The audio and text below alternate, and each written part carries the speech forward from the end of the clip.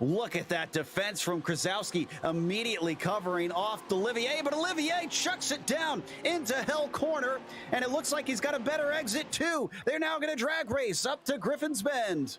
Yes, they are. Here they're going to be in that straight drag race, and that's going to be Genet trying to hold on behind in that Lamborghini to see if there's anything to be had. Absolutely nothing there between the two of Krasowski and Olivier.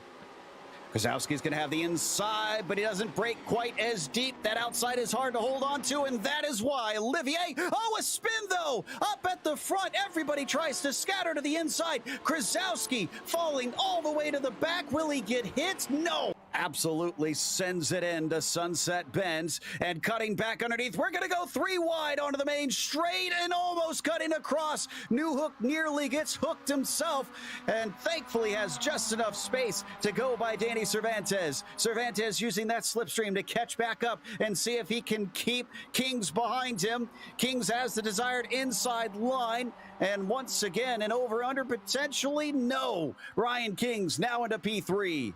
Another attack from Reynolds, attempted into the inner loop, again, does not stick. He peeks his nose to the inside through the carousel one more time. They've got a lapped car up ahead of him. When are they going to catch it? Can Reynolds capitalize as he now peeks to the outside? And they're side by side. If he can keep here, he'll have the inside down into the toe of the boot, and he does. He's got the overlap. This could be job done.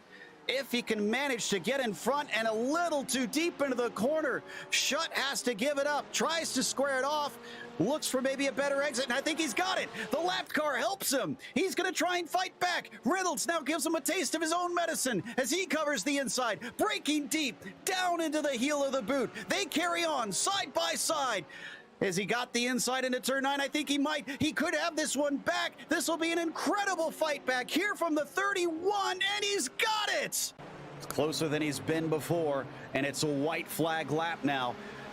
Does he try and get it here? Does he wait till later? This seems like a good opportunity for me. And indeed, he's once again going to be on the inside for De La Rosa, but this will be the outside into Curva Grande. Will we see Laus Stolzen start to come back forward on him?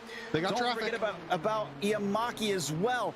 And they're going to have to stay on the side. Oh, no, they come together. They come together, and that's going to send Olsen into a horrible tumble while Iamaki carries on with the lead.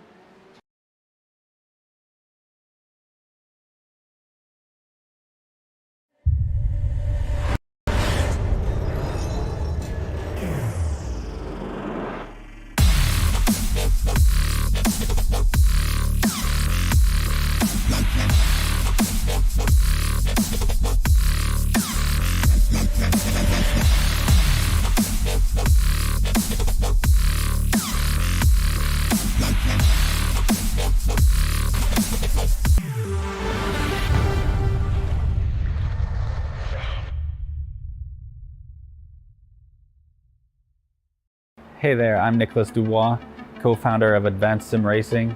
We are a Canadian company. So what we did here today is for a real petrol head. He's really passionate about cars, as you can see behind me. We did a turnkey solution for him based on his needs. We try to gather as much information as we can on our client. And like we did today, we install a D-box system. We install ultra-wide cube control steering wheel. We try to provide the best quality for your budget. So let's say if you want a budget of 10 grand, we're gonna give you something that's the best for 10 grand. If you want 20 grand, then we always try to stay within your boundaries. We do try to make it as easy as possible. So the client, once we install everything, it's pretty much gonna be a turnkey. So he's gonna press start on his computer, and right after, we'll try to explain everything, how it goes, how it works, and then he's ready to go. Our aluminum is from USA, treated in Canada, cut in Canada. So we do sand all our aluminum piece just to make sure the powder coat sticks to it. And that's one of the reasons why we use powder coat, is to make sure you have the best aluminum finish in the industry. And our quality is beyond what you can get with any other competitors right now. We are really, really passionate about all the gear, all the cockpits, all the sim hardware, and that's why we want to create something that's really going to reflect our passion into our product. come visit us at advancedsimracing.com. You can always reach us if you have any questions. You can call us, you can text us, you can go on Facebook, like our page, ask us questions over there, and we'll make sure to answer every questions there is. We are very passionate about what we do, and we try to make it as easier for you to go into the sim racing world, because there's a lot of gear, there's a lot of options, but let us guide you through your process, and let's hope you'll be an Advanced Sim Racing customer.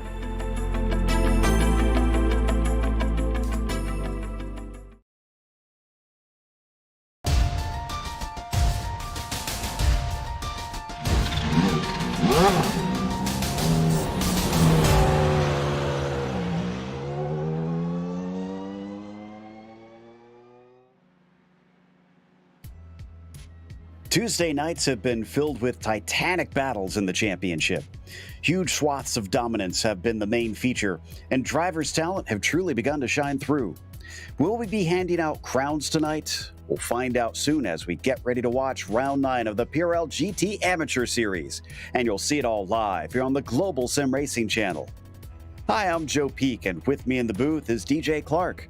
Behind the scenes is our director, Zach Johnson, and he's using cameras provided by Dougie Beard.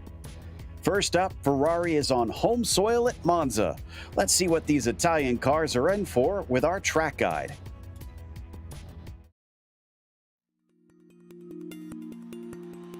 Welcome to Monza.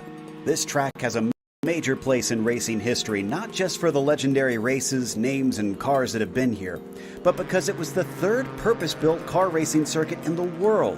It's often discussed and reverenced among fans, and especially by Italians who have nicknamed it the Temple of Speed. In fact, the Ferrari fans here are so famous for their devotion that they have been dubbed the Tifosi and never fail to show up in droves. While the real world offers only 3 feasible layouts to race on due to safety, in iRacing, the inclusion of the oval and the lack of safety concerns gives it a stunning 9 versions drivers can choose from. The modern GP layout is of course the most well-known, with its long history of hosting the Italian Grand Prix. But the oval and combined circuits allow those who thirst for more speed to satiate that craving with its insanely high banking.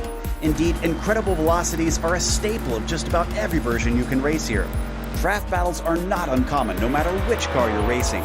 But the inclusion of the chicanes makes using an outbraking maneuver a much more tricky way of overtaking. The circuit is notorious for drivers getting tangled up with each other while running side by side in these slow and cumbersome corners. In fact, one of the greatest dangers for drivers is the first few laps when the field is still clumped together and attempting to navigate them 2 and 3 wide. While there are other modern circuits with high-speed straights, the fact that Monza sits inside the Royal Park just north of Milan and is still tightly lined with trees heightens the sense of speed here. All in all, Monza is unmatched in its history, thrills, and great racing. Its significance in motorsports history and culture is sure to be unchallenged for years.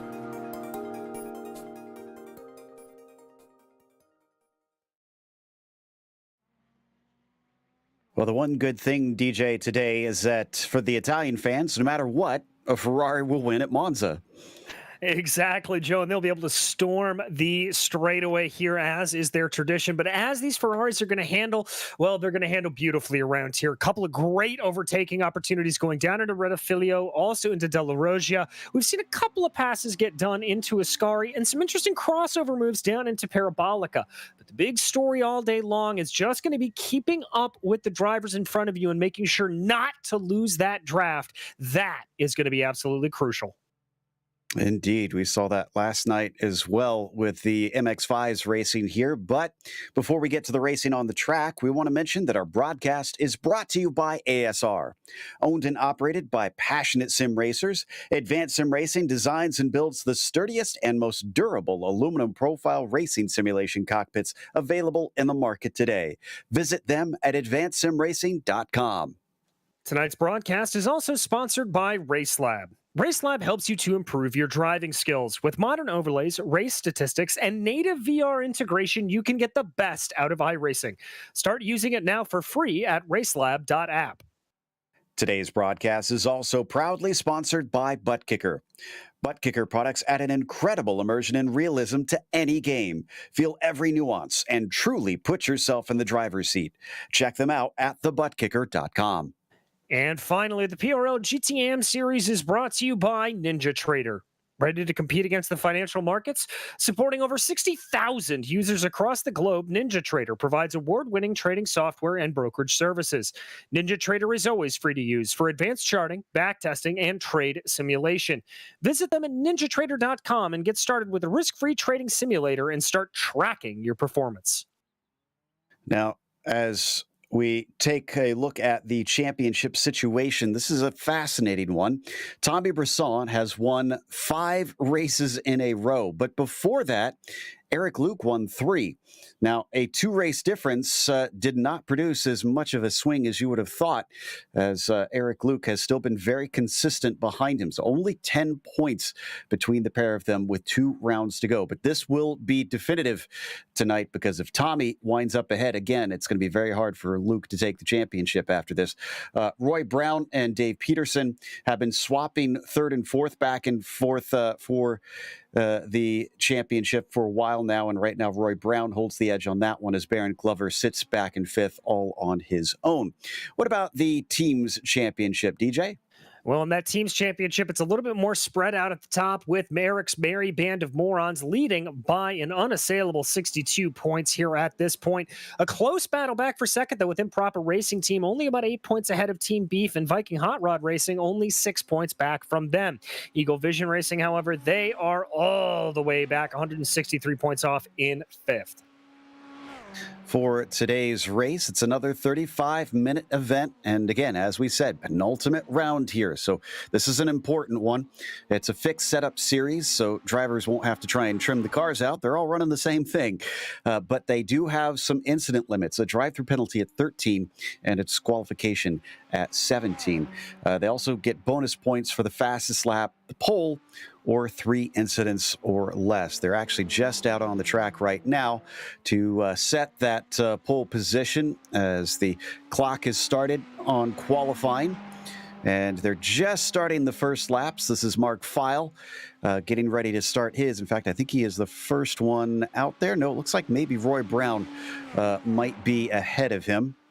And actually, yeah, Pim Luth as well. So 2 cars just slightly in front as they come through the Rettifilio.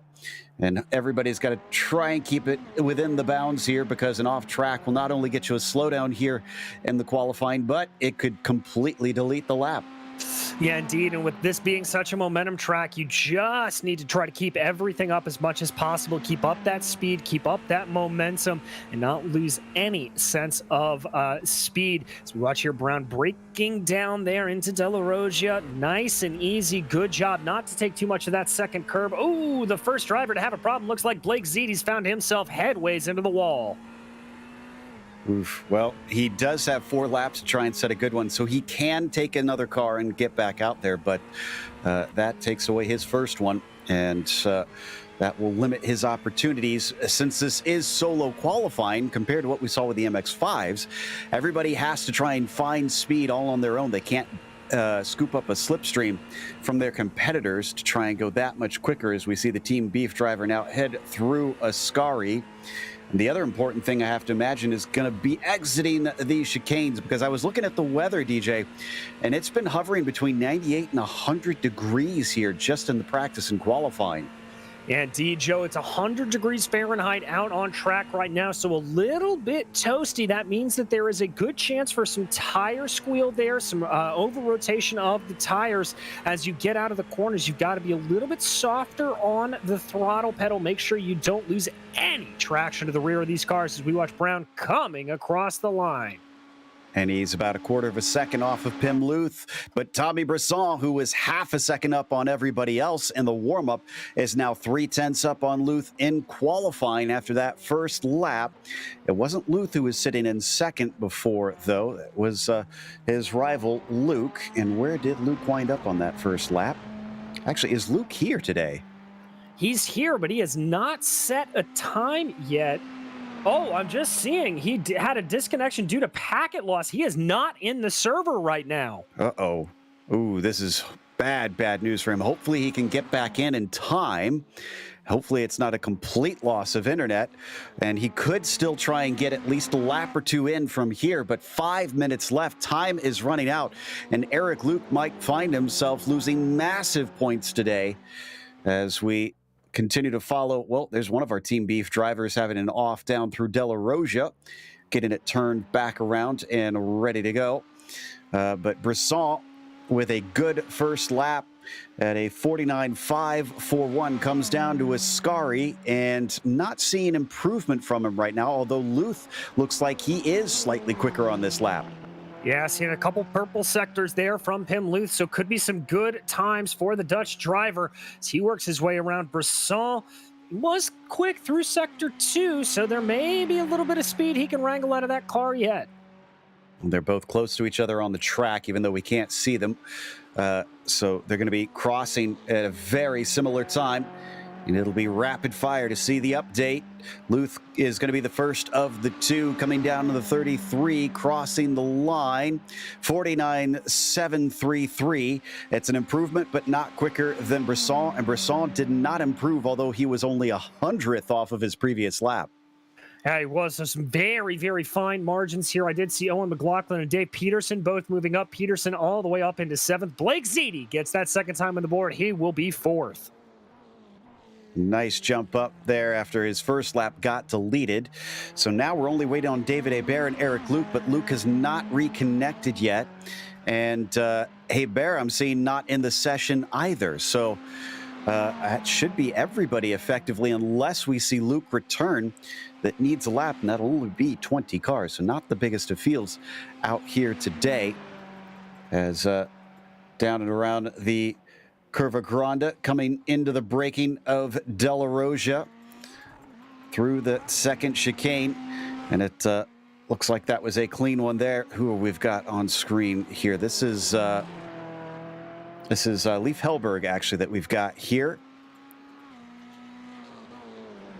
Yeah, Hellberg doing a good job there. Just about the perfect line out of the second Lesmo. Very crucial to get the speed up there. This long run down here under the old banking and into Variante Ascari. Very, very careful here. This is a corner that can catch people out if you are not careful. Seeing good laps right now for Roy Brown and Mark Feil, but nobody else seems to be going terribly fast. We might have some improvement from Blake Ziti, who doesn't have much to catch up to this man, Hellberg, as there's only about half a tenth between the pair of them right now after the second lap. And there is Roy Brown, about 0.3 quicker as it sits right now. It's a long run down to Parabolica, but he does get on the binders and continues to find a little bit of improvement here. Can Roy Brown get within the top 5? He's going to come to the line and cross it with enough time to get one final lap after this, but will he need it? A 49.6. Woof, big improvement. That's to the front row. Mega lap there for Roy Brown. You have got to love to see that for him. The Team Beef driver going to be very, very happy to put that time down. Okay, so it is on now. And yes, we are beyond the point of Eric Luke being able to set a lap at this stage. So Luke is going to have to start from the back of the grid, even if he does manage to get here. And continue to watch our Team Beef driver. Looks like most of the cars will be able to get all 4 laps in, as they're just under 2 minutes. And most of them did take off immediately. I think Baron Glover is going to be one of the few that won't be able to set all 4 of his laps. The 93 sits in 14th currently, and he's going to be our next one across the line. That'll be followed by Hoskins and Feil. Indeed, just waiting for them to come across. Here we jump back to another one of the Team Beef contenders. This is Roy Brown of that mega last lap. And Joe, he was purple through Sector 2 on this lap. Let's see how he comes through on Sector 3. Not as fast, but faster than Brisson's last time around, so he could still have some speed in that 313. And Tommy's not looking like he's improving at all. It's a horrible lap for the 43, so he sits vulnerable. The first lap was his quickest. And will that be his undoing here today? He's taken multiple poles as well, and Tommy knows it's not a good lap. He is going to park it. Wildridge had an off track, so his won't count. Roy is coming to the line. Burdick, his teammate, comes to the line. Burdick does not have his set, so he will carry on as now Roy is down and across. And what is it going to be? A 49.6980 is 300ths off of a better time, so he's going to do no better than second. Little bit of a heartbreak there for Roy Brown, but starting in P2, I believe that is his best position of the entire season, so he's got to at least be a little happy with that. Qualifying now ends, but before we get to our grid, we want to mention our sponsor, the Majors Garage. Make sure and check them out. They're the home of free Baseline Plus setups. Get help from any of the garage coaches 24/7. Sign up now for awesome, affordable monthly subscriptions, telemetry, coaching, and more by simply clicking on our link in the description below. Also, if you use our special discount code, Majors GSRC, you'll get 10% off. And up at the top of the grid, Tommy Brisson gets another bonus point for pole position without his rival here to hassle him. Roy Brown starts in the second spot as Pim Luth will be P3. From there, you've got Leif Hellberg in fourth position. Blake Ziti starts P5. After that, it's Owen McLaughlin to the outside of row 3. Baron Glover will start from 7th as Rafael Bofil is 8th, Dave Peterson 9th, and Mark File rounds out your top 10. In 11th place, it's Peter Lee, followed by Paul Wildridge, with Charles Sumner and Glenn Vanko in the row behind them, and Ryan Verdick and Oliver Hartley rounding out row 8. 17th place would be Brian Hoskins, followed by Sean Keeley, with Danny Flagiol and Julien LaRouche rounding out your top 20. Eric Luke and David Hebert both looking like they are going to be non-starters here today. So only 20 of them taking the green flag as they line up on the grid behind the pace car. And they grid up just before the underpass beneath the oval here. So it's not a full pace lap that they'll run. And sounds like, oh, wow. Our thoughts definitely go out to Eric Luke and his loved ones right now. Apparently there is a scene of some violence happening around him. So that is why he is disconnected. So hopefully he is okay, and definitely we'll be thinking about Eric during this time. Please stay safe out there, as we'd hate to see anything bad happen to him or those that he cares about. So we come now around, and Tommy Brisson hopefully not having to dwell on that, as he's got Roy Brown to his outside, and despite having a pace advantage in the warm-up, it seems like the qualifying has made this much closer. Indeed, and remember what I said, Joe, it is all going to be about the draft here. If you can just stay within about a second of the driver in front of you, it will still be game on. Okay, coming around the parabolica, the Porsche pace car will release these 20 Ferraris here at their home track of Monza. Tommy Brisson will have control. Let's see if he goes early, if he's going to give it a moment to try and check everybody up. They're going to get the slipstream on him, so he could be attacked down into the Rettifilio. Green flag is out, and Tommy is on it as we take off here on round 9. And oh, it's not a good start. Here comes Brown and Luth immediately on top of him. Hellberg also gaining. Brown coming around the outside. Looks like Luth is going to lift a little bit, so he's not attacking. Brown stays side by side and has to give way. We got an accident off to the left-hand side of the track.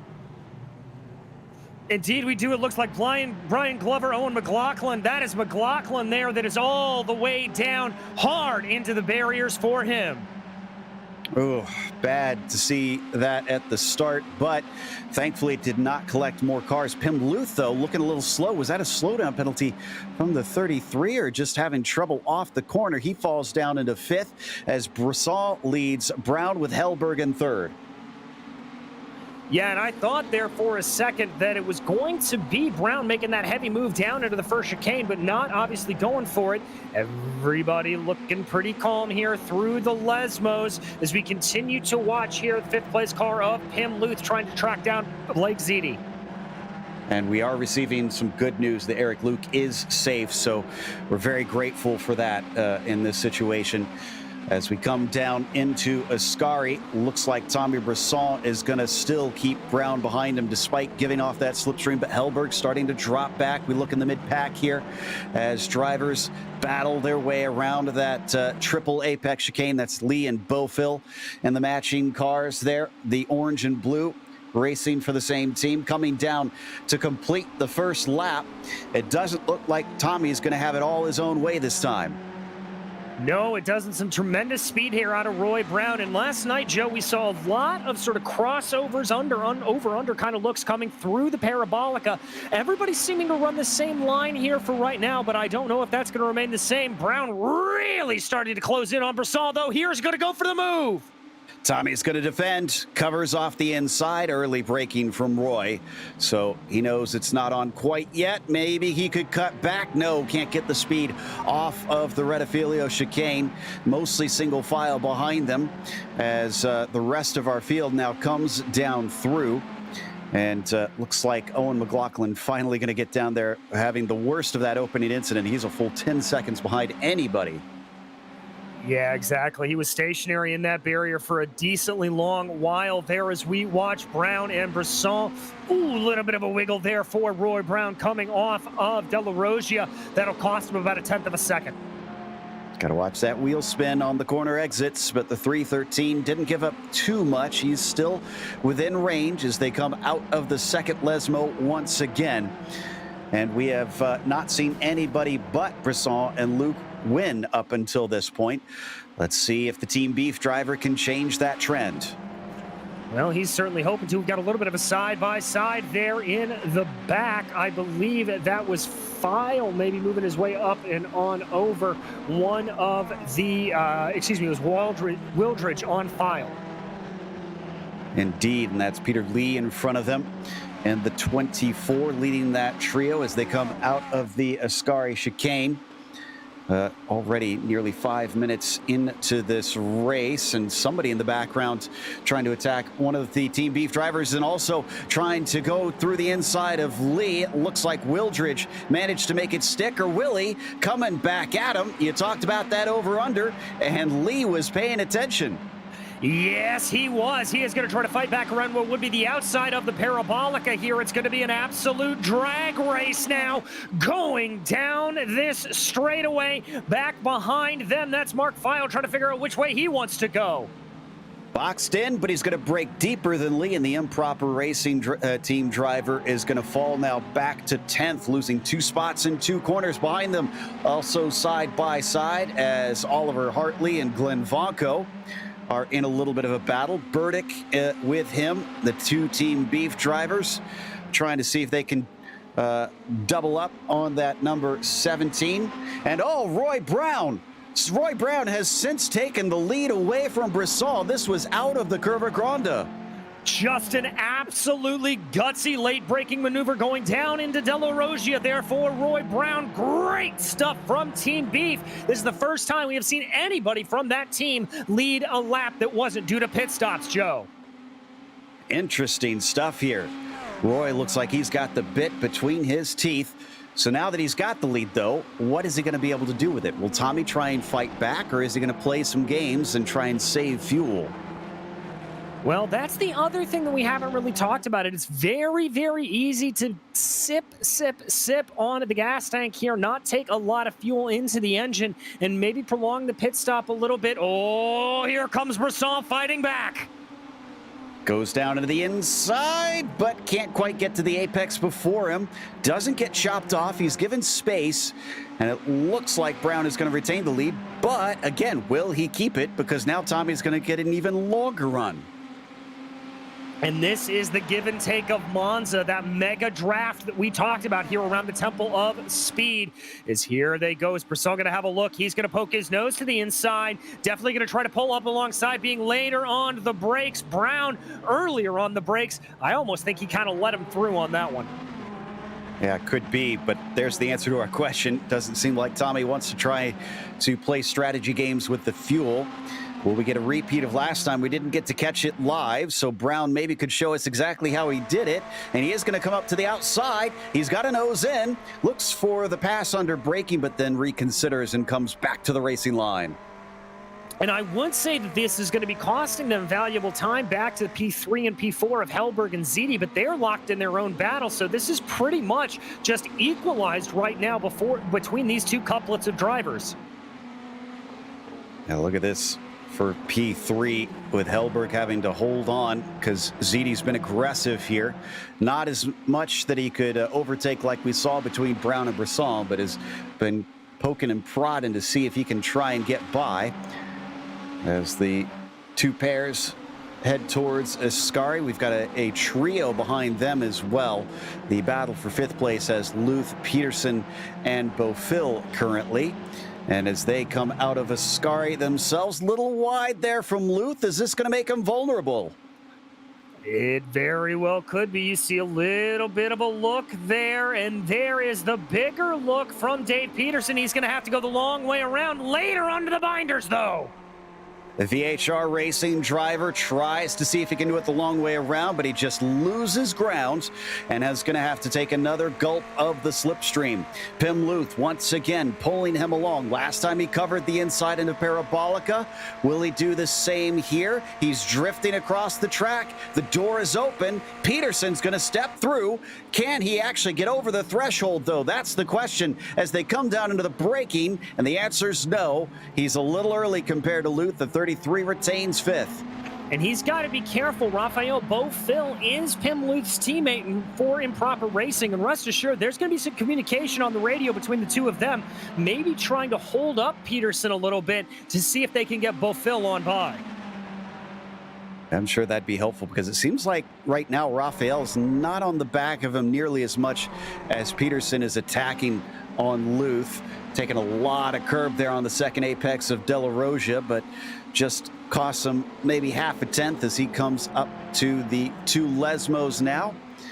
And seems like this is starting to settle in. Had a few passes farther down in the field. I think Flagiol just overtook Glover and a few others that I've been seeing swapping around, but not too frantic of a race. Oh, until I say something. And there goes one of our drivers off into the barrier. That is Flagiol right there, finding himself out of the first Lesmo and into the Armco. I think he just caught a little bit of that Astro at the exit of the first Lesmo, and that caused the car to just pop right around. You see him there weaving the car a little bit, trying to see how the steering is. It looks like it's crabbing. Yep, it's crabbing badly. So he's going to have to come down into pit lane and get that repaired. Going to take one more look at it. Yep.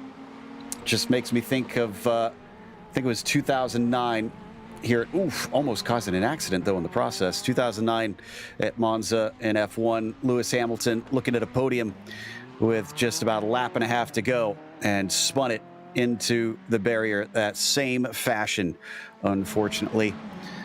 Well, back to the tail end of the field for him, but up at the front of it, Tommy Brisson now has a gap of about 9/10 of a second over Roy Brown. And Brown also has to look in his mirrors because Hellberg has cut down on that gap. It's only half a second. Indeed, he has. He's really stopped squabbling a little bit with Blake Ziti, and so that's allowed them to catch up to the Team Beef driver here in the form of Roy Brown. See, I like that from Hellberg coming off the corner, just kind of poking his nose this way and that to see if there's a little bit of a way to try to get anything to show as they go, maybe force a mistake out of Roy Brown. It drops back a little bit to 7/10 of a second now, and he's still got Blake Ziti behind him as well. But they have no pressure from behind. Pim Luth still sitting at about 2.5 seconds behind them. So it's essentially your top 4 with a little bit of a train, but also spacing out slightly.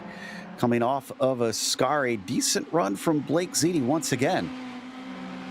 Yeah, Ziti looking very strong here, specifically through the latter parts of the track. I've got to think that he's going to have a little bit to say here on Hellberg for this final stop on the podium.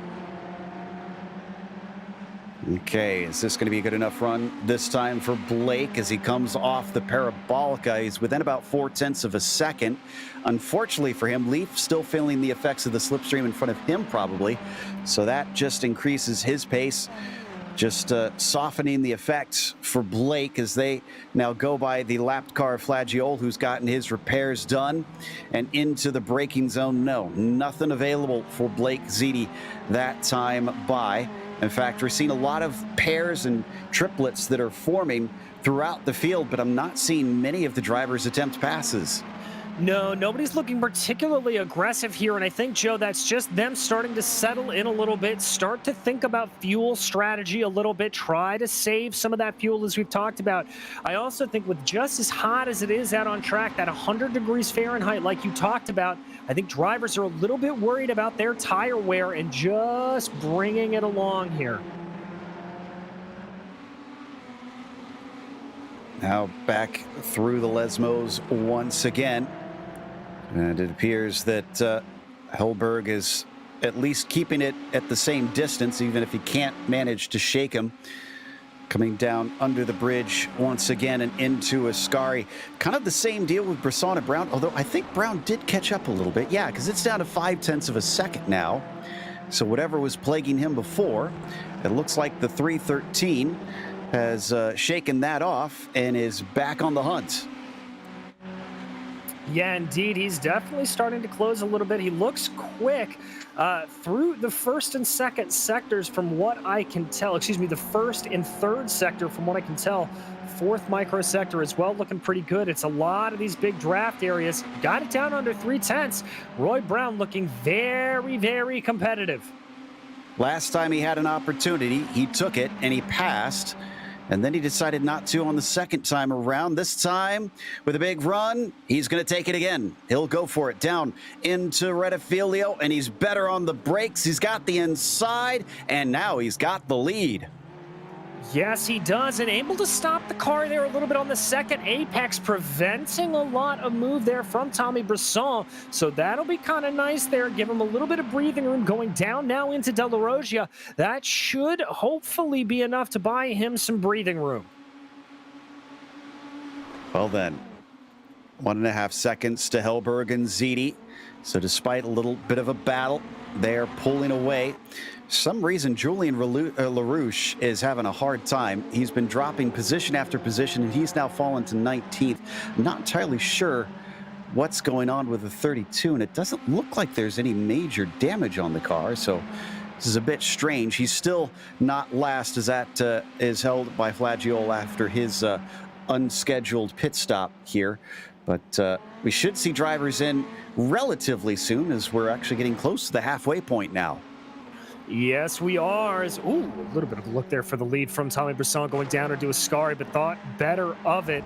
Roy Brown going to continue to hold out here for the moment, but again, a good run of the draft. Now, this is where guys like Hellberg are going to be hoping these two continue to squabble, and he'll be able to pull himself up along nice and easy. Also, we had a pass for 5th place. Peterson got by Pim Luth. Pim had a mistake coming out of Lesmo 2, and that just opened the door for Dave, who decided it's time to take that one. As we see them come back onto the main straight now once again. And up in front of them, we saw a flash of the yellow and red between Brisson and Brown. Is that going to erupt once more as we got two of our Improper Racing team drivers in at a battle for the lead, and down to the inside, coming together between our two leaders. It looks like Brisson's got the lead, but that checks up Ziti and Hellberg. Ziti takes advantage. He is now through. Thankfully, everybody is able to keep going, but it's starting to get a little rough. Starting to get a little bit chippy there, but that was a very heads-up maneuver from Blake Ziti to just recognize the opportunity. Hellberg had to check up in front of him, courtesy of Roy Brown, and Ziti just pounced on it. Brown not looking like he's got any damage. He is all over the tailpipe here of Tommy Brisson still. Really glad that didn't lead to a spin between either of them. We got a great battle going here, and the first time we've seen anybody be able to hang with Tommy Brisson of recent. Out of the second, Lesmo once again. Great exit from the 43. Look at him stretch away with that one. And now Roy Brown has to go from attack to defense. Yes, he does, as Hellberg starting to close down under the bridge here into Ascari. Hellberg with Ziti rather, with just a little bit of a look there to see if he could get any peek at all, but nothing doing. Brown focused clearly ahead. A lot of curb there on the exit, and that actually seemed to help Brown as he gained some more time back on Tommy Brisson. Once again, will any of these four decide to come in like we saw some of our Improper Racing team drivers? This could be a good chance to try and get out of the mess, try and get your own fast laps in, especially if people are attacking here. And we're just about at the halfway marker. Coming past the pit entry, none of them will elect to come in. All right, so they're going to be able to eke this out here for a little bit longer. I'm a little bit surprised that Tommy Brisson is able to eke this out longer, as he's been the one running in the lead for the most. But speaking of that, here comes Roy Brown wanting a little bit of payback for the last lap. He's going to stick it around the outside of the second part of the corner. ZD tries to get it back, but they're going to stay 1, 2, 3 as they come off of the first chicane. Oh, I don't think this is done yet, though. They're into the Curva Grande, and there's a big slipstream being given to Brown. As the Team Beef driver looks to the left-hand side, he's got the speed and he's got the desired line coming down to the chicane. He's fully beyond. Now he is ahead, and that is the lead once again for Roy Brown. But a cutback and a great exit from Tommy Brisson, almost looking at 3 wide for a moment behind them as ZD wanted to try and get involved in it. Around the first Lesmo, on the outside, trying to hang tough. Roy Brown does not want to give this one up, but he's got to be careful. ZD might be able to snatch that spot away. And indeed, now he's going to try and make a move as he falls back to second. Brown is under attack. Yes, he is. ZD needs to try to get down into the draft here. There he finally gets it. He is going to have to try to look to be aggressive here into Ascari. Thinks about trying to dive in late, but decides against it. Brisson back to the lead. Brown in second. This is one of the best races we've had this season here in the Ferraris. And we still have plenty left to go. Hellberg could potentially be involved now, as well as Blake ZD. And it's going to be an attack down into Parabolica this time. Every corner is an attacking corner for these guys today. And Roy Brown actually manages to get ahead a little bit. Neither of them are going to get the slipstream, though. Will we see 3 wide as ZD pulls the toe and Hellberg behind them finally decides to pit? Yeah, Hellberg wanting nothing of this action. ZD's going to tuck up behind Roy Brown. He clearly thinks that's going to be the faster way by. ZD backing out of it, but Brown and Brisson down into it. It's going to be Brown through the first chicane. Surprised that we didn't see ZD try and follow through to take that second spot. Behind them, if they keep battling like this, Peterson, File, and Wildridge might just catch up as well. It's down to about 3 seconds between them at this stage. And coming into the De La Roja chicane, not seeing a repeat of last lap. Everybody stays single file in those first 2 groups. Exactly. Being nice and calm here. That may mean pit stops are about to fire off, Joe. I understand that Flagiol might have a black flag for the incident limits, and with him being in last place, that is just unfortunate that his bad day goes worse just like that.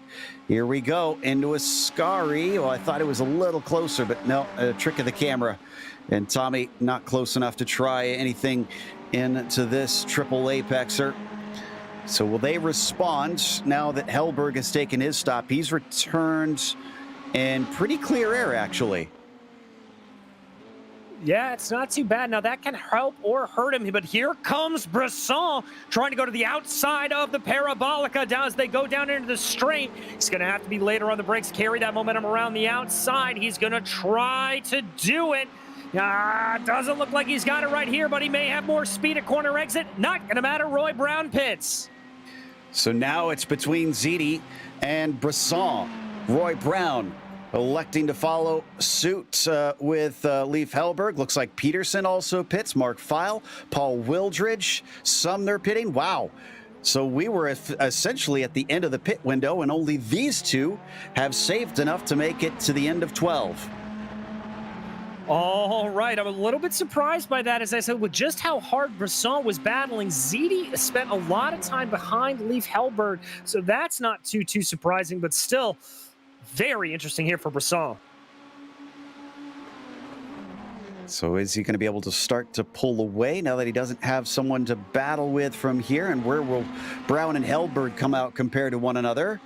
It looks like Brown has beat out Hellberg, so that's a good sign for the 313, as he was ahead of him before the stops and still retains that track position.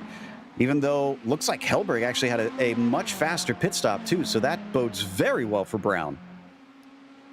Yes, indeed it does. So as they get going here, we'll have to see how everybody else is able to get this done with these pit stops coming around. Brisson and Ziti really going to be the determining factor here.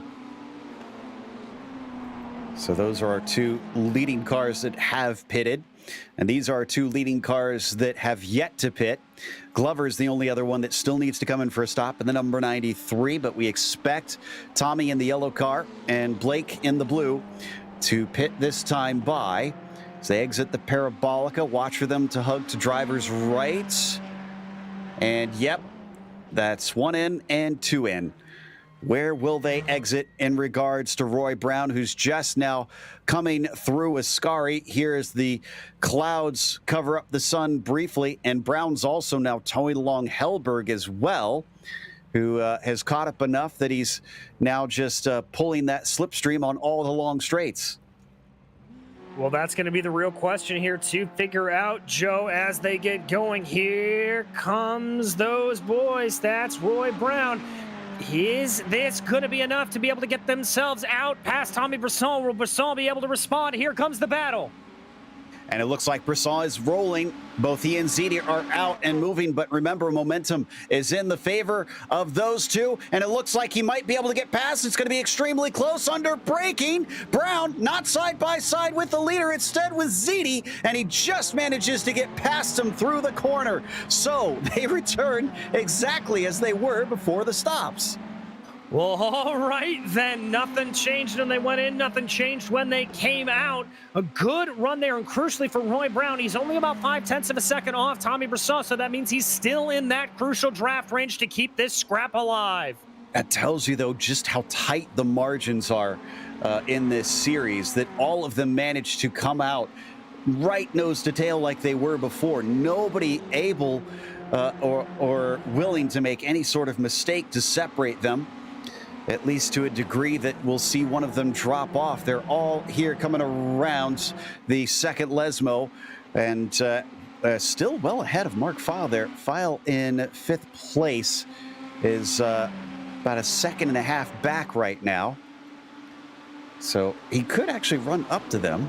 I guess if he has a couple good laps, or if they start battling, you might see a 5-car race, and that could also bring in Luth and Peterson in the process. So as we have tended to see, whoa, as that was Luth actually in the background there in the blue car that was going way into the grass. Yeah, that is not the way you want to run that line. You can actually pick up an off track from going too far out that way, and even a slowdown, as he is now going to be in a little bit of a battle there. That's Charles Sumner and Paul Wildridge going down into Parabolica. Into Parabolica, Wildridge takes the spot, but Beaufil is going to try and fight back, and he's going to use that slipstream immediately down to the inside. Little bit of extra speed. Who is going to be the bravest on the brakes in these final 10 minutes? Beaufil with the desired inside line. And unfortunately, too shallow and too early. He starts to fall back. Wildridge now has the position back. Good defense there for the Eagle Vision Racing driver, but I don't think this is done. Beaufil looking like he may try to fight this back a little bit more going down into De La Rogia. He's got a good slipstream. Will he be able to get his nose in? It's going to take a surprise attack and better braking than what he did before, and he's got it. And that is Beaufil up into P8 with a smooth move. Yes, it is. Is that Wildridge, though, trying to maybe look at a move into the Lesmos? He's not going to go for it there, so he's going to keep everything underneath him. Still plenty of time for him to try to mount another attack here again into the second Lesmo. Wildridge looking very aggressive, but it runs him wide on the exit of the corner. I'm thinking Paul is just trying to get in his head right now. He's not quite close enough. He's just seeing if he can shake him off the racing line. And nothing doing, unfortunately, for the time being as they break into Ascari. Haven't had a change up at the front, although it looks like Hellberg might be dropping off enough that he might lose touch if he's not careful. There you see those top 4 now on your screen, where Brown and Brisson continue the incredible slugfest that they've had. And here we go. Around the outside, coming into Parabolica, that was Dave Peterson around Pem Luth. That is some brave stuff there. Pim did have the preferred line, but just momentum carrying Peterson around in that Viking hot rod racing machine. Now Luth is going to tuck back behind. We've got to fight for the lead. That's going to be Brown to the inside of Brisson, and he's got it done. Brown up to the front once again, and it seems like passes can be made if you set it up right. So that starts to beg the question, where do you position your car coming to the white flag? And we got to fight back from Brisson once again, DJ. Well, with the way these guys are swapping positions, I'm not sure if even they know. Brisson able to get that car in front. A little bit of a block there, just shoving his car down into the way to get it to work, but a little too much curb there for Brisson, it has to be said, coming through the second part of that second chicane. This has helped out Ziti a ton. He is much closer. Hellberg as well. Not enough that it seems like they can try and start to attack, but a little slip up or another side-by-side will do it. Well, there you go. Slip up with a slow exit from Roy Brown, and he stays to the left-hand side. So fades it across, leaves enough space for Ziti as they approach the braking zone. But Ziti's going to back out just a little bit. Doesn't want to cost the two of them time and allow Brisson to run away. Yeah, exactly. That's where you've got to kind of think big picture in a race like this. You don't want to battle too hard and risk losing that draft. Brown continues to be about 0.6 of a second behind Tommy Brisson right here, and that gap starting to close in. So about 5 laps left here, 4 laps left here for our drivers as they come around and off of the Parabolica. This looks like a good one for Hellberg this time, who I'm expecting to start to have an opportunity for the podium if he decides he wants to take this. And look at him start to weave now, looking to break the slipstream. Brisson not happy with this, and the braking reaches the quartet before any of them are able to get side by side, saving that number 43 off of the first chicane as we go side by side instead between Beaufil and Wildridge. Beaufil with a nose ahead, and that's going to get him 8th place. Oh, good move there from Rafael Beaufil. That was a move a couple of laps in the making as we've got another pass for the lead. Brown going down to the inside of De La Rosia. He's got it done.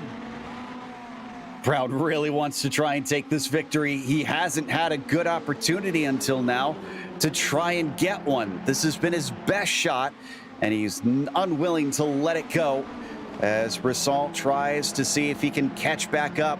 I wonder if he's got to keep an eye forwards and an eye backwards, because watch out for Blake Ziti in that blue number 50. He could make life a headache for our championship leader. Yeah, he certainly could. This battle all the way here, really any of these 4 drivers, when we get into the closing stages of this race, they could be the one to take it. And let's not count out here Mark Feil, who's been able to close down, getting that gap under a second behind Leif Hellberg. They get ready to hit the brakes here into Parabolica. There's another look from Tommy Brisson. Didn't think he was close enough for that one, and he comes back in behind Roy Brown. Crossing the line now with less than 5 minutes to go. It's going to erupt all over again, and they're even closer to one another now. But Hellberg is not interested in playing these games. He does not stay in their slipstream. Tommy Brisson has enough that he can get some overlap. He's going to get to the inside, but this is going to be a tough one to try and take that position away. Wheel to wheel coming through the chicane. They've made contact once. They don't make contact this time, although it was tight between Ziti and Brown, but a great move from Tommy to get back on the point. Just giving enough space there, and what really cost Roy Brown was running up against those sleeping policemen there to the inside. I think he just caught the left side tires on them slightly. Brown taking a little bit of a poke there, seeing if he can get Brisson offline, but Tommy Brisson smart enough not to make any of those moves. He's just going to keep driving forward. Now down to 4 minutes left to go. The clock ever ticking, never stopping, to the frustration of those who don't have the lead. And for those that do have the lead, they wish it would tick faster. Right now, Tommy Brisson, and did Brown get a slowdown? Or did he just have a bad exit? Because here comes Ziti. Ziti's going by with ease. They're losing touch with Brisson. Hellberg has been caught by File, and suddenly, just like that, within one lap, the complexion of this race has changed. Indeed, it has. That's Lee. That's Lee around.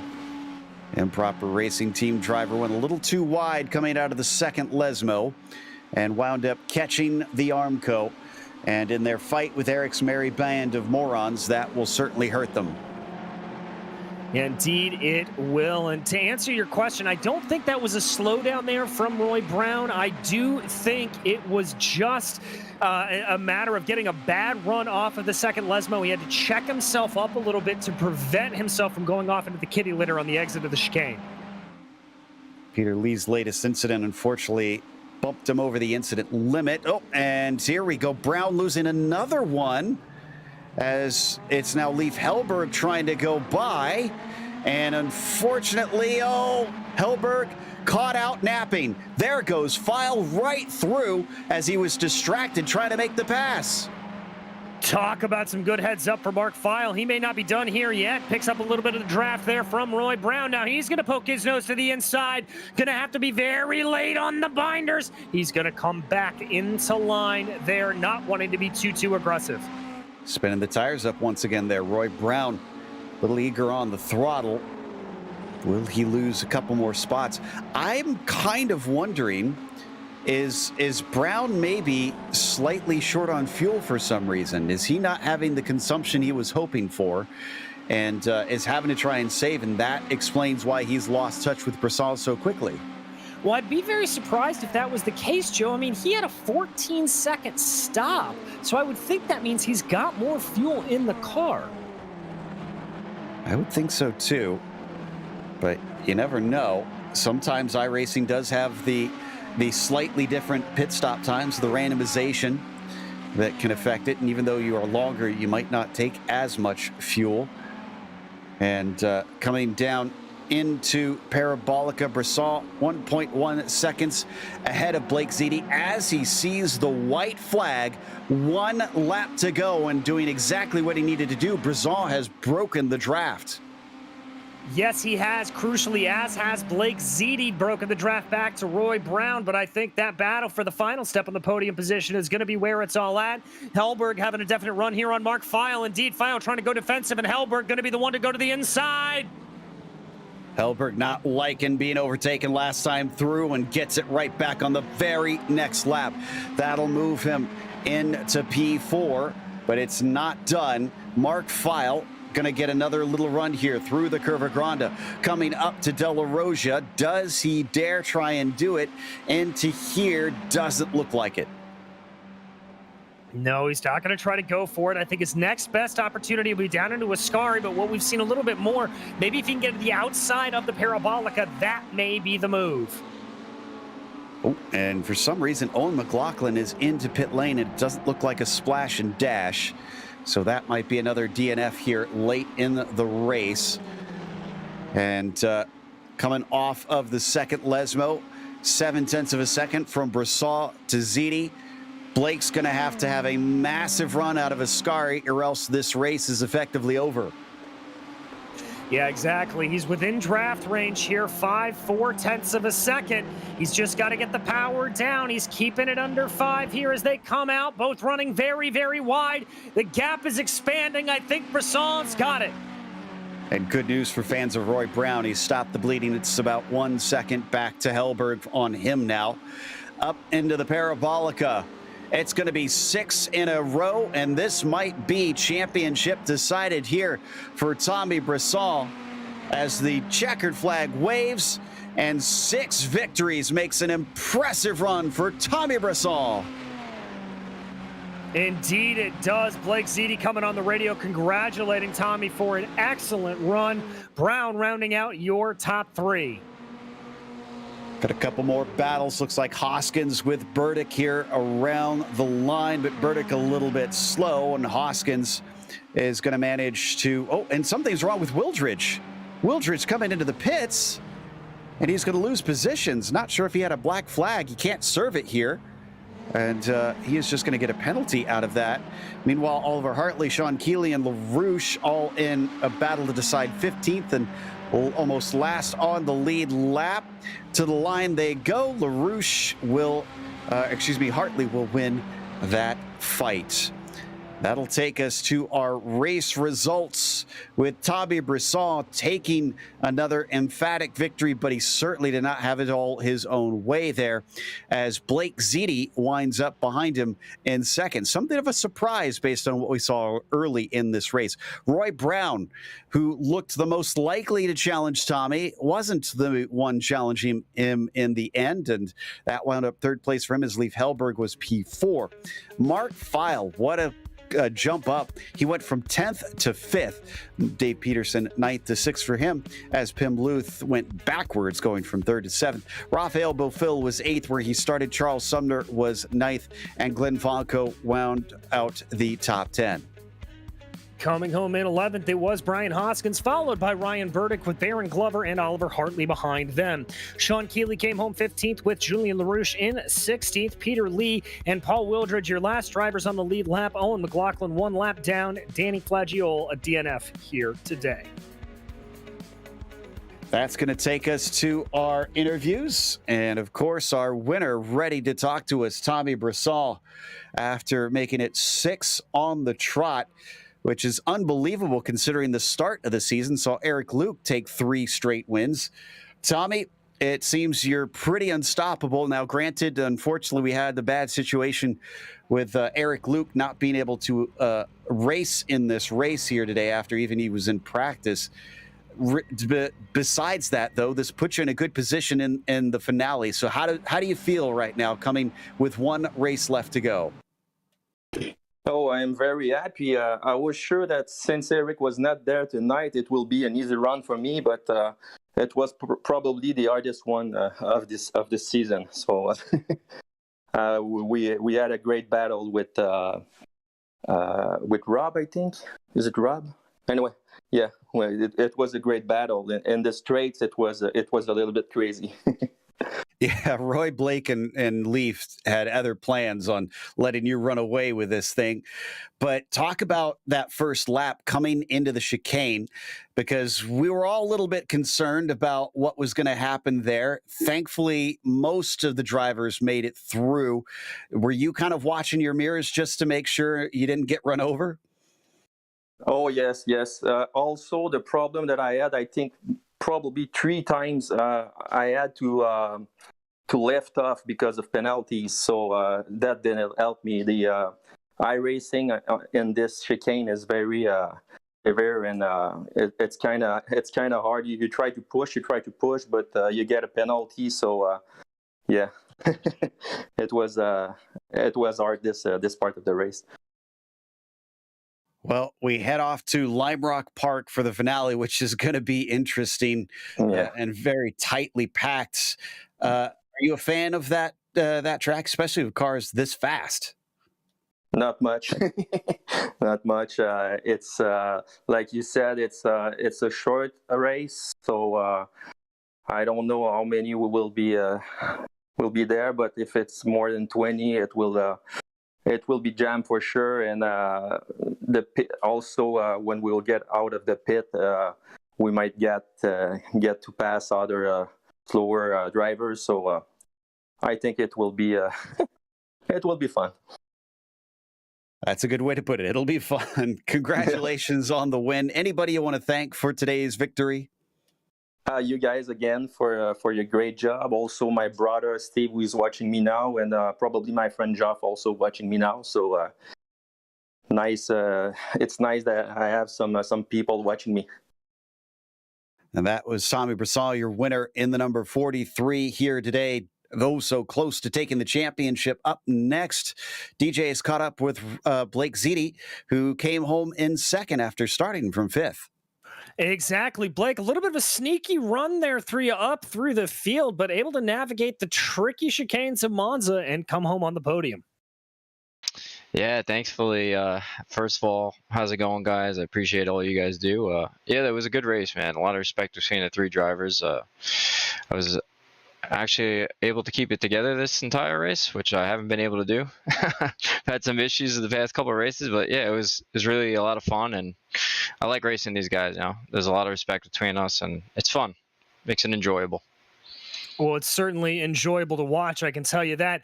Talk to me about the pit stops. You obviously came in early and then just absolutely millimeters in between yourself and Roy Brown coming down into the first chicane after that stop. Oh, yeah, man. I got a good pit. I seen that Tommy and I kind of were like out at the same time. I thought I was going to beat him out. And then my plan was if we could get the run out of the pit road, I'd be able to stick Roy on the outside of me, but it was just too late, and I didn't want to cause a wreck after racing so clean the whole time. So yeah, it made me pucker, that's for sure. Well, I've got to ask you, I mean, we head to Lime Rock Park next time out, a little bit of a different circuit. How do you think everything's going to go there?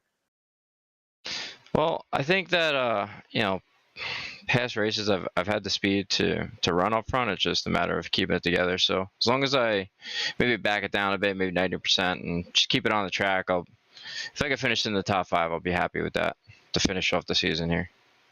All right, well, we'll keep an eye for that top 5. Blake, anybody you want to thank for this second place tonight? Yeah, I'd like to thank everyone that puts on this the races. These guys work hard, and it's not easy to organize something like this. You guys at the broadcast, I mean, it's really professional, and it doesn't go unknown and unseen that you guys are just doing a really good job, man. I appreciate you guys. We appreciate you guys putting on such a great show for us. That was Blake Ziti, your second place finisher here today. Joe? And up next, we've got third place Roy Brown, who seemed like the most likely one to try and challenge Tommy for that victory. And then something seemed to happen at the end. Roy, what sent you backwards? I lost my tires at the end there. I overheated them. I think going into the first chicane, I got a slowdown, overheating my tires. I think Tommy was on my outside passing me. Overcooked them, and then, it took me about 2 laps to cool them back down and catch back up. But that's all it took. Yep. We talked during the broadcast about how all the wins so far had been between Tommy and Eric. Was that an extra motivation for you in this race, thinking this is my best shot to try and be the first one, not them, to take a win? Yeah, and going into this race, I was going to be happy with a top 10 finish. I wasn't doing too well with the weekly races, but as soon as I qualified P2 and then was right up on Tommy, I definitely thought I had a chance to win. Got a couple of laps where I led, which was pretty fun. Hadn't done that in a while. I was trying to size up where a good pass at the end of the race would be to keep Tommy behind me. But then with my tires overheating, there really wasn't much I can do. And unfortunately, Blake got around me. Sometimes that's just how the cookie crumbles. Is there anybody, though, that you want to thank for at least getting a podium today? Yeah, so I think my family's watching. So hi to family. Thank you. And then you guys, again, I always watch you guys throughout the week. It's a fun show. And then my buddy Chris, he put together our awesome paint scheme for this year, and we're looking for ideas for our next season. So thank you to everybody. Well, as a fan of Portillo's, I definitely appreciated it. That was Roy, who finished third today, and we're going to not close up. We're just going to take a quick break because we have another race to come here. We're heading off back to the States for the PRL GT3 Amateur Series at Watkins Glen. Stick around.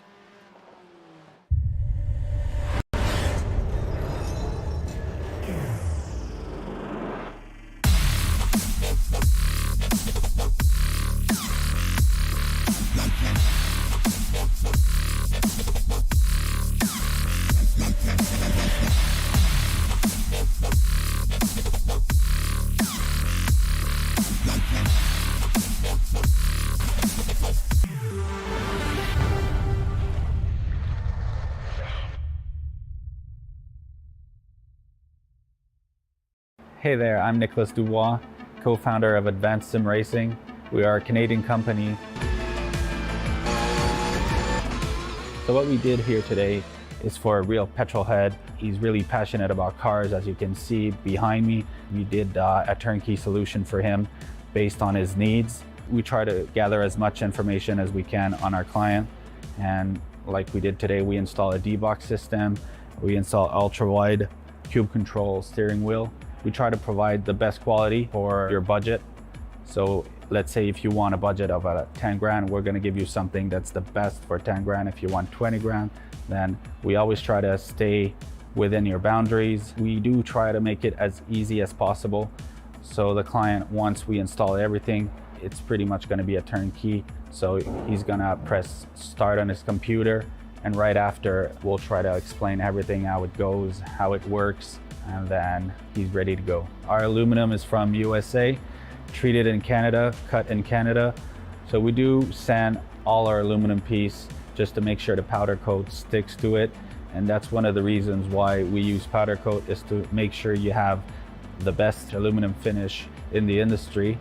And our quality is beyond what you can get with any other competitors right now. We are really, really passionate about all the gear, all the cockpits, all the sim hardware, and that's why we want to create something that's really gonna reflect our passion into our product. Come visit us at advancedsimracing.com. You can always reach us if you have any questions. You can call us, you can text us, you can go on Facebook, like our page, ask us questions over there, and we'll make sure to answer every questions there is. We are very passionate about what we do, and we try to make it as easier for you to go into the sim racing world, because there's a lot of gear, there's a lot of options, but let us guide you through your process, and let's hope you'll be an Advanced Sim Racing customer.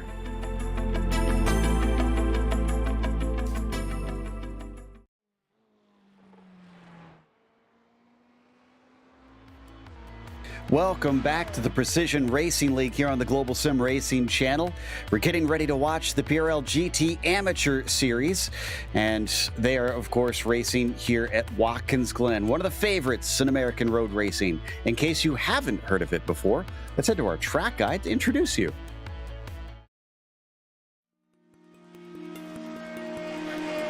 Welcome to Watkins Glen International. Situated in upstate New York, just south of the Finger Lakes, this track has seen it all. Few road circuits can boast hosting Formula One, IndyCar, NASCAR, and IMSA during its history.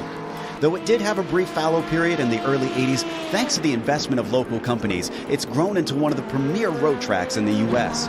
With 4 layouts to choose from that range between 2.5 and 3.5 miles in length, lap times can vary greatly. But it also means it's suitable for lots of different levels of racing, from amateur to pro. The one thing that stays consistent no matter which car and which layout you're using is that Watkins Glen means speed. Many of the straights are very long, and the majority of the corners are fast sweepers. Some of them include a surprising amount of banking as well. Combine that with the proximity of the barriers, and this historic circuit retains a very old-school feel. Drivers in lesser-powered cars can expect drafting battles, while higher-powered machinery will test the skill and bravery of their pilots. Some of the turns are visually iconic, such as the carousel and the S's.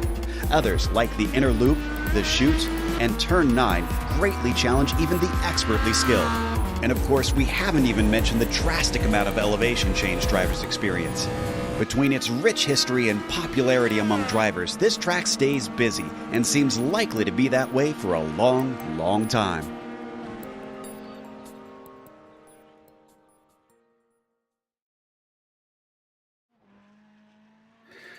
Well, DJ, we've seen this exact combination here last night with the Pro-Am series. What did we learn about how they're going to race today?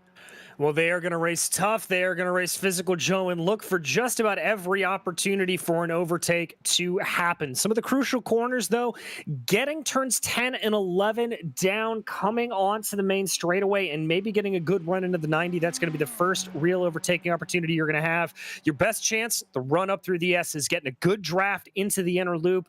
And then we've seen passes get attempted through the chute, the toe, and the heel all the way through the boot. So it's really going to be a question of just kind of where you are faster. I think depending on what kind of car you have is going to dictate a little bit on where you want to try to get the overtaking done.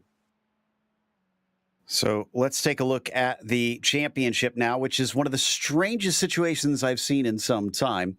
Because, yes, we've got Jonathan Wager way ahead, and you'd think, well, surely this is very simple, Joe. Well, Jonathan's not here tonight. So we have a situation in which, because they are not able to have a drop week for the final round, Kwok Nin and Devin Horvath essentially have to score enough right now to still get within range of Jonathan Wager to have a chance at taking the championship to the final round. If they don't score 14 and 16 points respectively there, Devin and Kwok, they will lose the championship.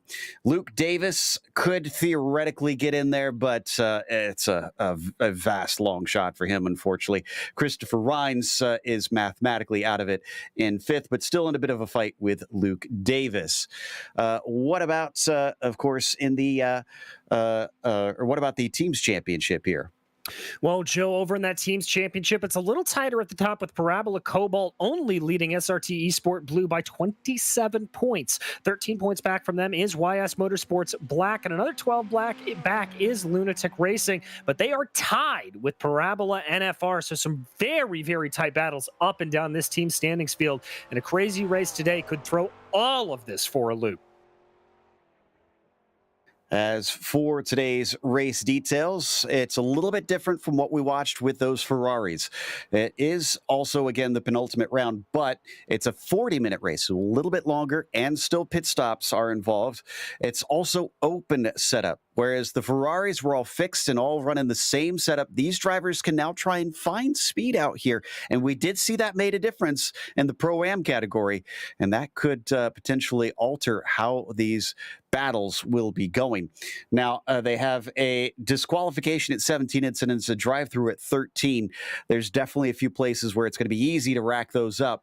And they also have a bonus point for the fastest lap during the race, 3 incidents or less, and the pole position, which is being fought for right now. And as you'd expect, Kwok Nin and Devin Horvath being the next best in the season for most of the time, they lead the way with Kwok on the provisional pole and Horvath less than a tenth behind in second.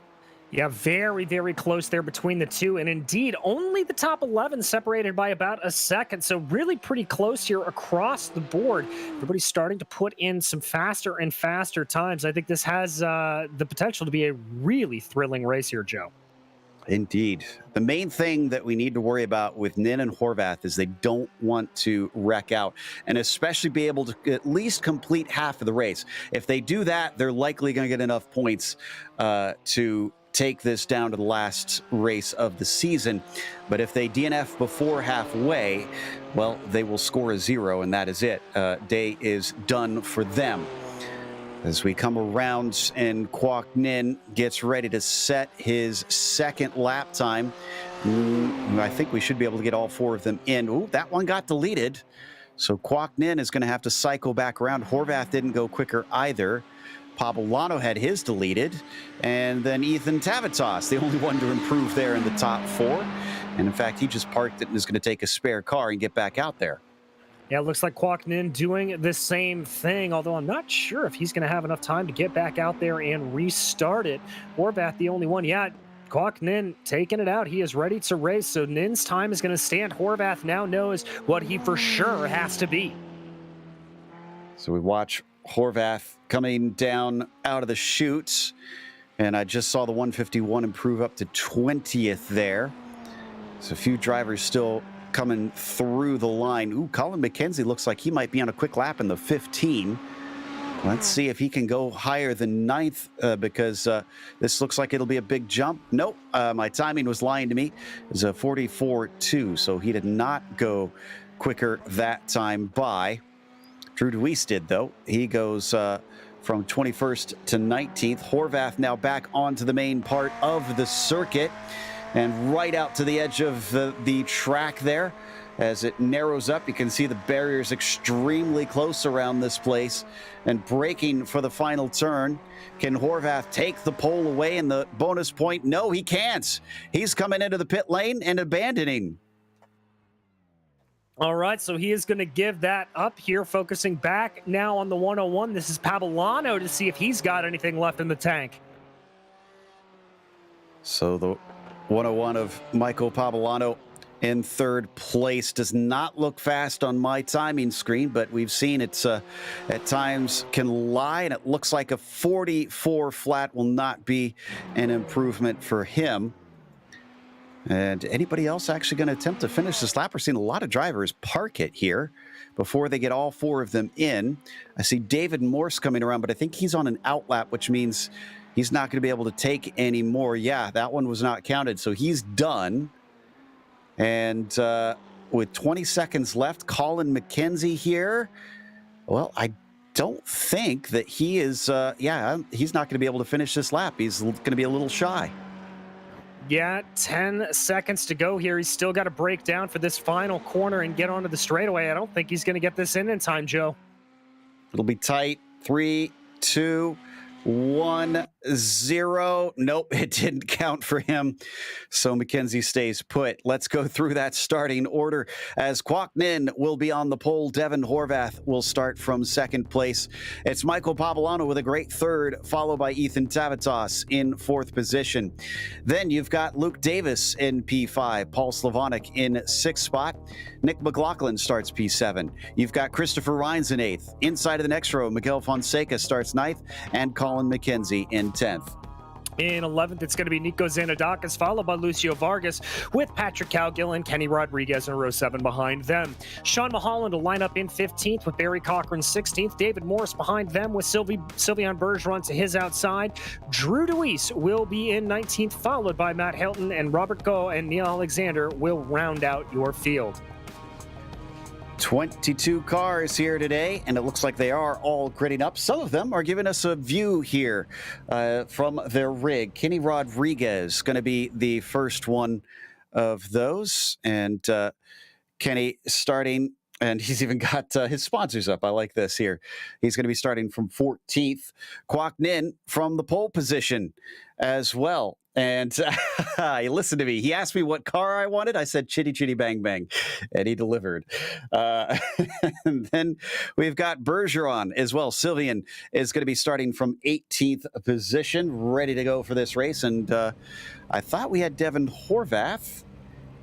Maybe he disconnected here. Looks like second place driver is not going to be giving us a view as they now take off on the pace lap. They get a full pace lap around here as well to prepare the cars. So it is a bit of a wait.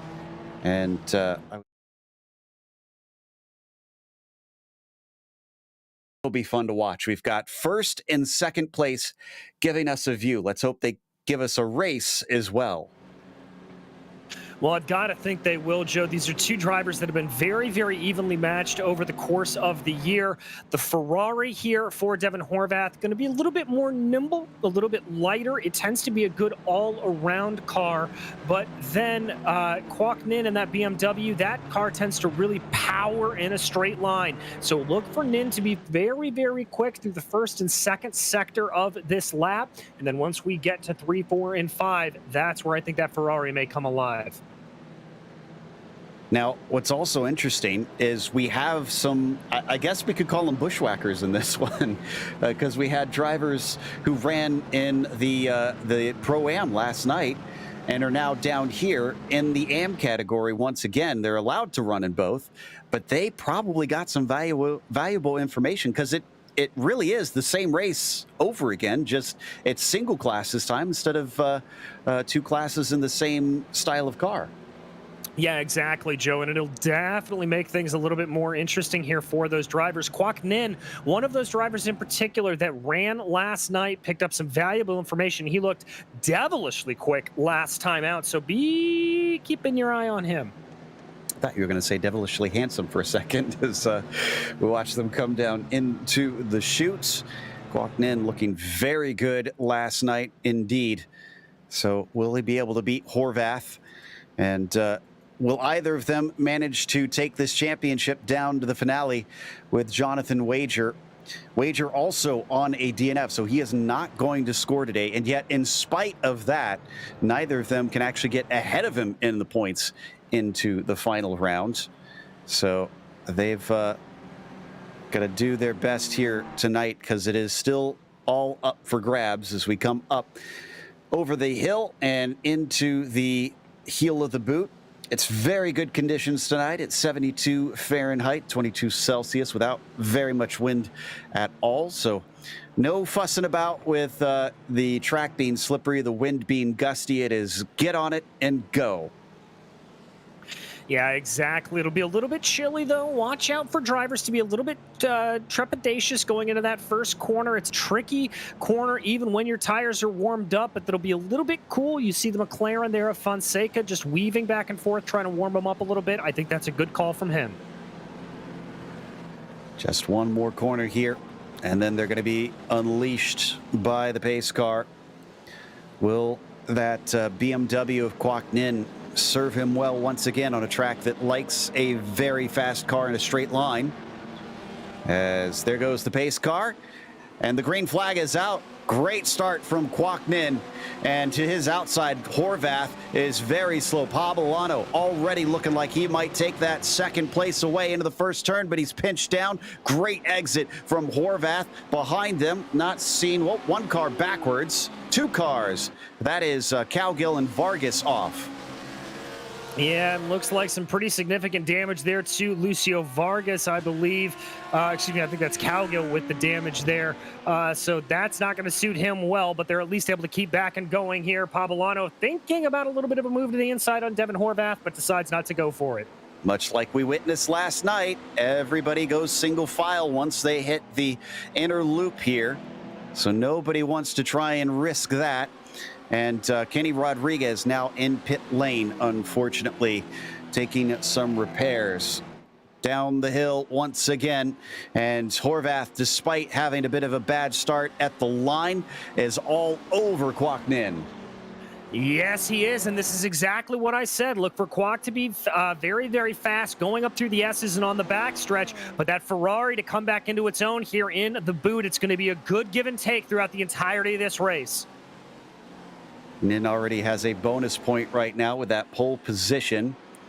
If he can keep the race clean, and if he can manage to run a fast one, he could get a perfect score with the win. And that would give him the best opportunity to try and see if he can beat Jonathan Wager to the championship, which would be a massive upset, by the way. In a strange set of circumstances, we've had a problem with Mulholland. Coming off of turn 9, he is at the side of the road. He takes a tow, must have had a big incident there, and we'll try and check that out in a moment. But now we're back. Oh, as somebody's into the wall, that's one of our Fords. That's Barry Cochran there. Very heavy damage to the left-hand side of that Ford GT. Oh, and he thankfully kept it out of everybody's way. That is great sportsmanship there by the 7-Eleven, just making sure that he didn't cause issues. But look at this. Here we go. Devin Horvath has the run. Nin's going to defend, and also Pobolano might get involved. He thinks about it side by side into the inner loop, and they're going to hold it out. And in fact, Nin is going to hold out for the lead. Good defense there from Quoc Ninh. Not too aggressive, just holding the racing line that he wanted to have. Absolutely stellar stuff. But once again, now this is the portion of the track that's going to favor a little bit of Devin Horvath as they start to work their way through the boot. Ooh, way off into the grass, and that made a slow exit for Nin. He knows it. He defends. Horvath still unable to do anything there. Michael Pobolano now coming up the hill, seeing if maybe he could sneak a position or even two and take the lead away from them. Nothing doing behind them. Look at them all dicing around. That is Slavonic, Davis, and McLaughlin.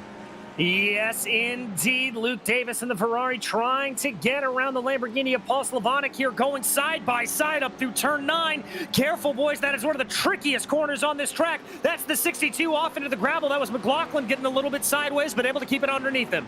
Very close to the wall on the exit of turn 9. Thankfully, no touch for him, no damage onto the front stretch once again. This thing has got exciting quickly. Oh, and somebody into the wall in the background. A Ferrari looked like he slapped it. Not sure who that was, as Paul Slavonic sets the fastest lap of the race here. Whew, everything's starting to fire off. I think that may have been McKenzie that we saw. It was a blue Ferrari, as once again they climb through the S's, and once again our leaders look like we might see a change of hands. Horvath is going to try and see if he can go around the outside. That didn't work last time, and now Pabolano once again wants it. Once again, it doesn't work for Horvath. Pabolano looking very strong. Tavitas almost has a chance to take a position. They're all being checked up behind Kwok Nin. Nin doing a very, very good job there, although he did leave the door open a little bit through the outer loop, just took a later apex into that corner. If I was Devin Horvath, I would make a mental note of that could be a potential, and this has really allowed this to become a 4, 5, 6, 7, 8 car train at this point. Things probably getting tense in that cockpit as Kwok Nin really better hope that car can fly. And another good run from Horvath. He could sneak a pass into the heel of the boot, and he decides not to. Stays in the slipstream, does not poke out. In fact, everybody single file up at the front group for that one. Maybe he's waiting for that critical moment coming up the backstretch. Maybe he knows that is his best opportunity, and all he has to do is stay right up behind him. I was about to say earlier, it's been a strange one because Kwok Nin, second place, but hasn't won a race. Wager's taken the most with 5, but it's Horvath who sits in third with a single win to his name and wants to try and probably take the championship with a win or 2 here. Yeah, indeed. He certainly would like to do that here. Kwok Nin gets a very, very good run out of the 90, though. And I really am starting to think that Kwok Nin is holding these guys up, as that was Colin McKenzie all the way back in 9th, setting the fastest lap of the race, which just shows you the pace comparison here. And Nick McLaughlin just got by Slavonic there, coming up into the S's. Looks like that might erupt into a battle as well as they come down into the braking for the inner loop. McLaughlin seeing Slavonic poke his nose side by side behind them. Rhines and McKenzie. McKenzie has to back down. That allows Zanadakis to now suddenly try and attack. And it is almost a domino effect out here. One driver starts to pass and everybody behind starts to attack. It's almost like a TCR race, Joe, in the way we're seeing just how close these drivers are running together. Really incredible stuff. The Glen proving out wonderful action here in the first 6 minutes or so as we watch that 62 Ferrari of Nick McLaughlin trying to gap Slavonic here now.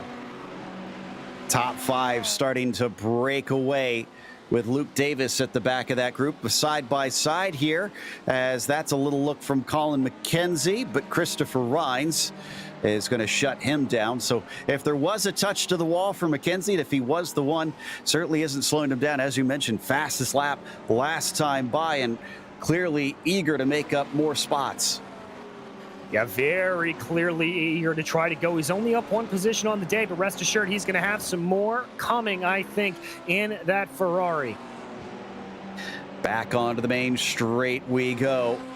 Once again, already on to lap 5 for our drivers. Kwok Nin takes the fastest lap right back. There he is, trying to pull away 6/10 ahead of Horvath. It's working out well for him. Pabolano in the red BMW, looking like he might have something for the Ferrari. Here they go up to the top of the hill.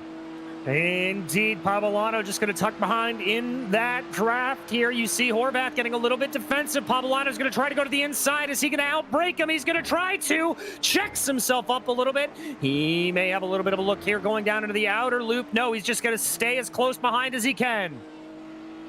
Just can't seem to get by. That slipstream so powerful, but not offering anybody an easy pass today. Down into the chute once again. Nin probably egging them on to keep fighting like that. He's up to 0.8 of a second now. And if he's able to cross over about that 1 second mark, that'll be crucial for Kwok Nin, as that will mean he will have broken the effective draft range back to Devin Horvath, and he'll be able to be not looking in his rearview mirrors coming up through the S's.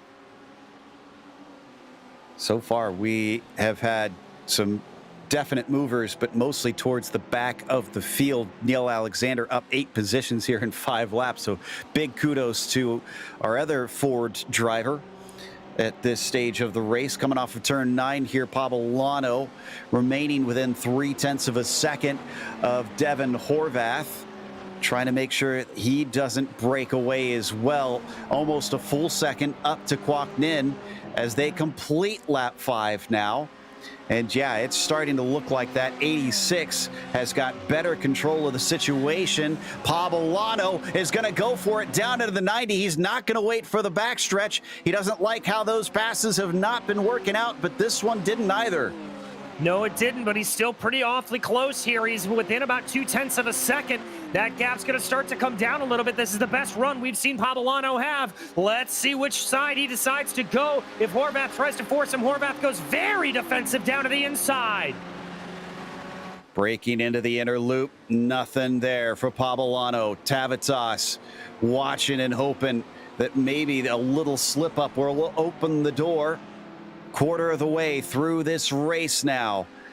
Behind this group, it looks like Davis and McLaughlin could yet still catch up to them. They're only a tiny bit behind, so it's not a done deal that they are totally safe from attack. Into the toe of the boot, they all fly. And, oh, we have a problem with Fonseca. Fonseca into the wall through the chute. And Joe, even without looking at that incident, I can tell you exactly what happened. Off-throttle oversteer coming down into the chute. That McLaren is notorious for it. He just lost the tail end. And that sends him all the way to 18th, unfortunately. As we now watch a fight here between, this looks like Rines, McKenzie, and Zanadakis. This is for 8th position into the penultimate turn. We should see drivers able to stop from here if they desire. The pit window now just opening up. We've already lost Mulholland with an accident. Cochran is out of this race. Vargas and Rodriguez have taken an extra pit stop. They're going to have to come in again and are already a lap down.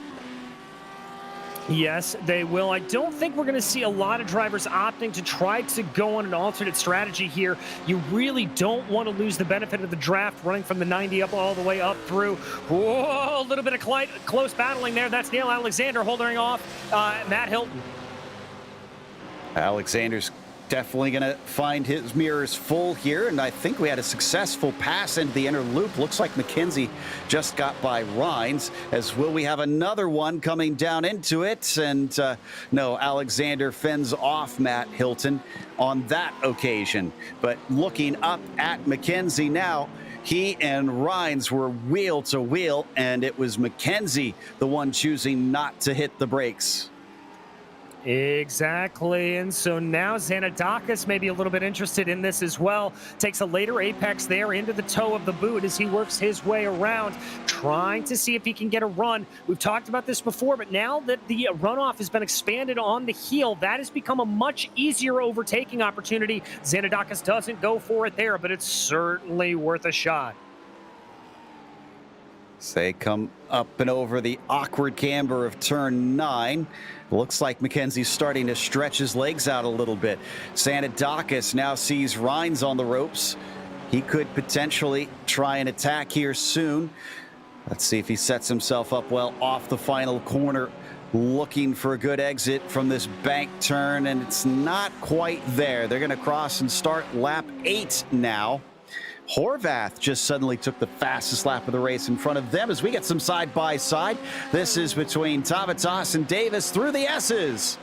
Oh, careful there, boys. That can be a very dangerous prospect as it looks like Davis backs off just a little bit. He's going to tuck back up behind in the draft. Let's see if he can get anything here on the backstretch. Trying to gain in that time. Is he going to poke his nose to the inside of the inner loop? No, he's going to hold station.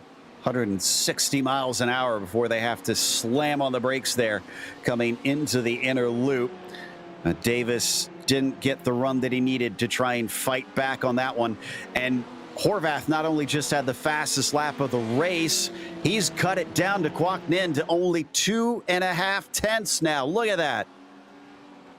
The race is on here, Joe, as he is all over the back of that 86. Maybe a little bit of fuel saving. What was going on there for Devin Horvath? We will never know until we get to post-race interviews, but he is definitely on the attack now.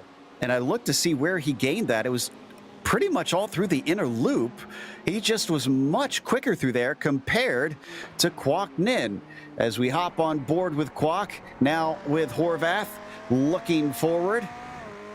Devin in the number 32, trying to take his Ferrari up to the lead for his second win of the season. The Canadian applying great pressure here. And onto the front stretch. Will he? No, I don't think he's going to get a chance to try and attack into the 90. I was going to say, will he go there or once again attempt it into the inner loop where it seemed frustratingly tough to actually execute? Well, Kwok Nin had a little bit of a wide run there out of the 90. This could be the setup that he needs. That gap coming down under a tenth and a half.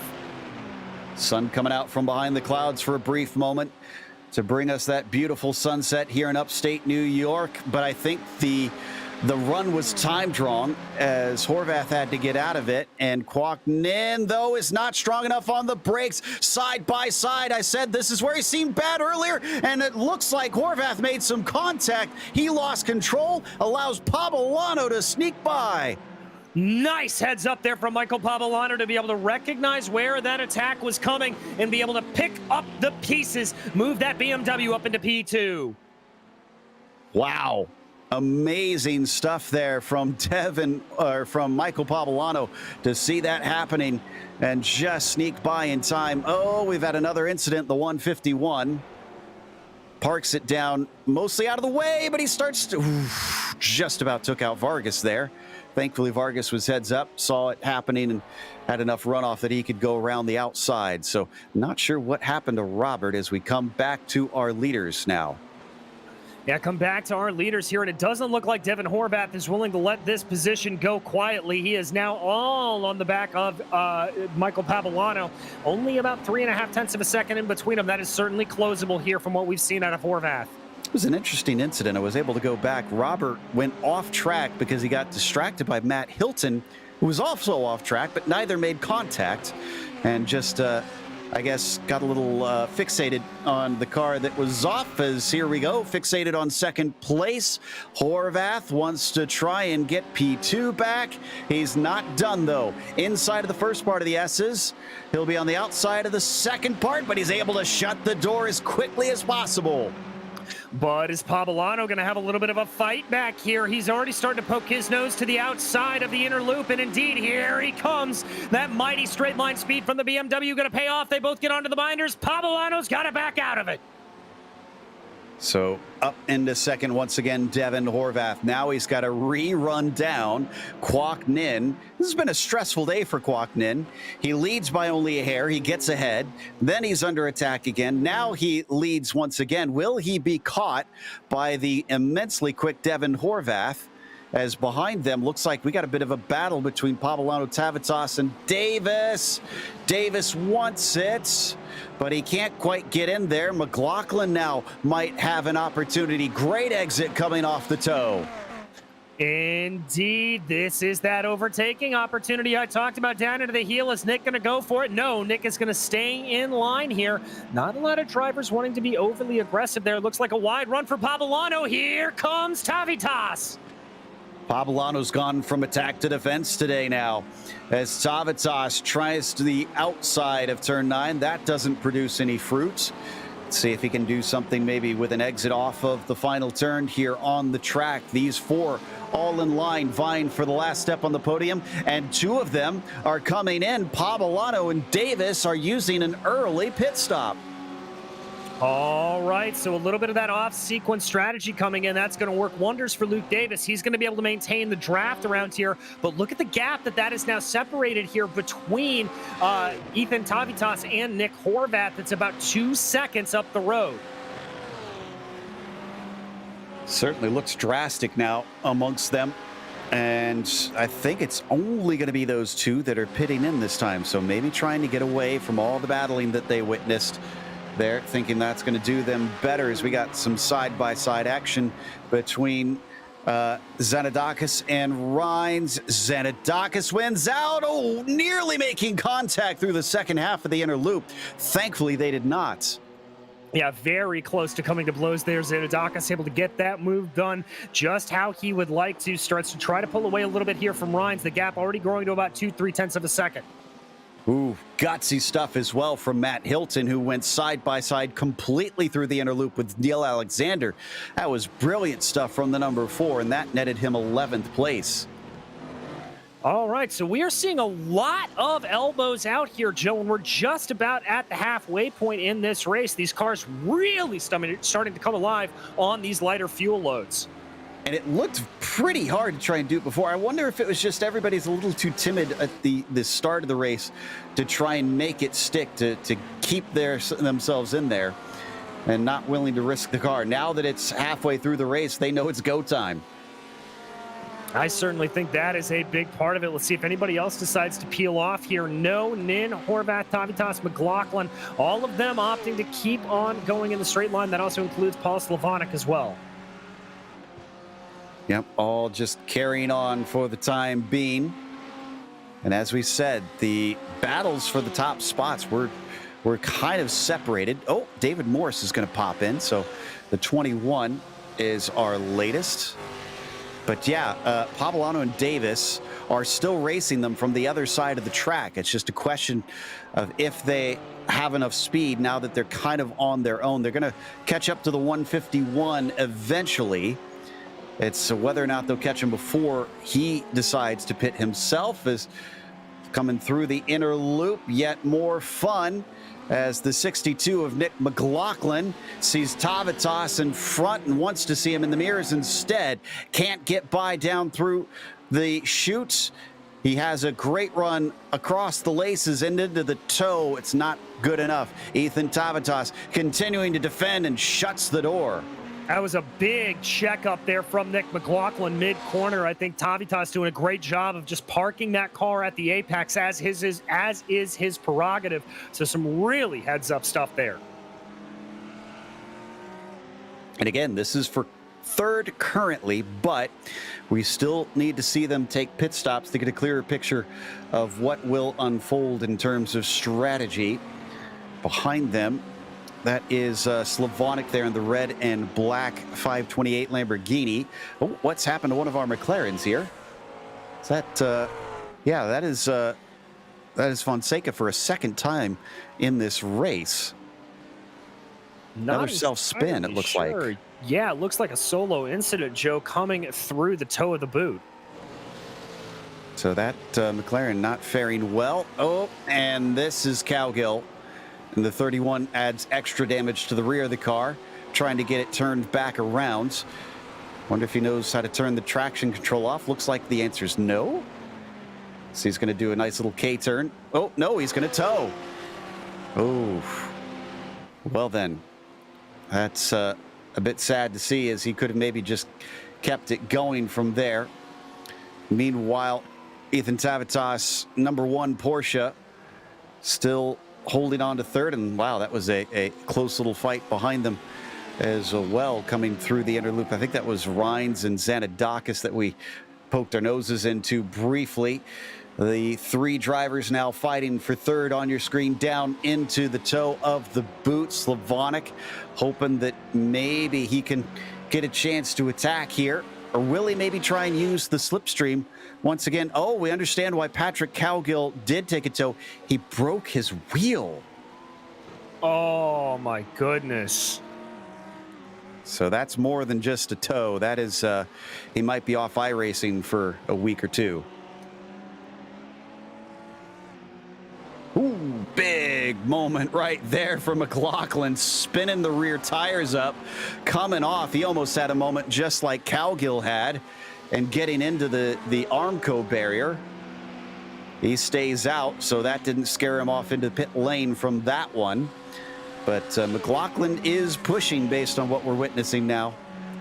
Yeah, he very much is, and I would have expected, frankly, the Porsche to have that wheel spin coming up over that corner, but the Ferrari having it there as well. Now, the real problem with that corner, Joe, that turn 9, we've talked about it a lot in previous broadcasts, but it comes uphill and then just immediately flattens out to rejoin the short NASCAR portion of the track. And so it's a very tricky camber. It's a little bit like coming over the Corvette bridge at Road America, as Fonseca has had yet another problem. And it's another self-spin. It's a loose car. Whatever setup he's using, I think he needs to ditch it because it's not good here at Watkins Glen. He's going to come into pit lane. He did touch the wall that time, so he's going to have to get some repairs for that one. And back to the battle for P3 once again we go. And these drivers have now worked their way through the toe of the boot. That was a little wide for Nick McLaughlin for a brief moment. Unfortunately, seems to be struggling with this car at this stage, as now we've seen him loose out of turn 9 and going understeering wide out of the toe of the boot. And both he and Paul Slavonic using up that extra paved runoff now on the heel of the boot. Oh, and once again, the car looks mighty loose. If I am McLaughlin, I am heading to the pits now.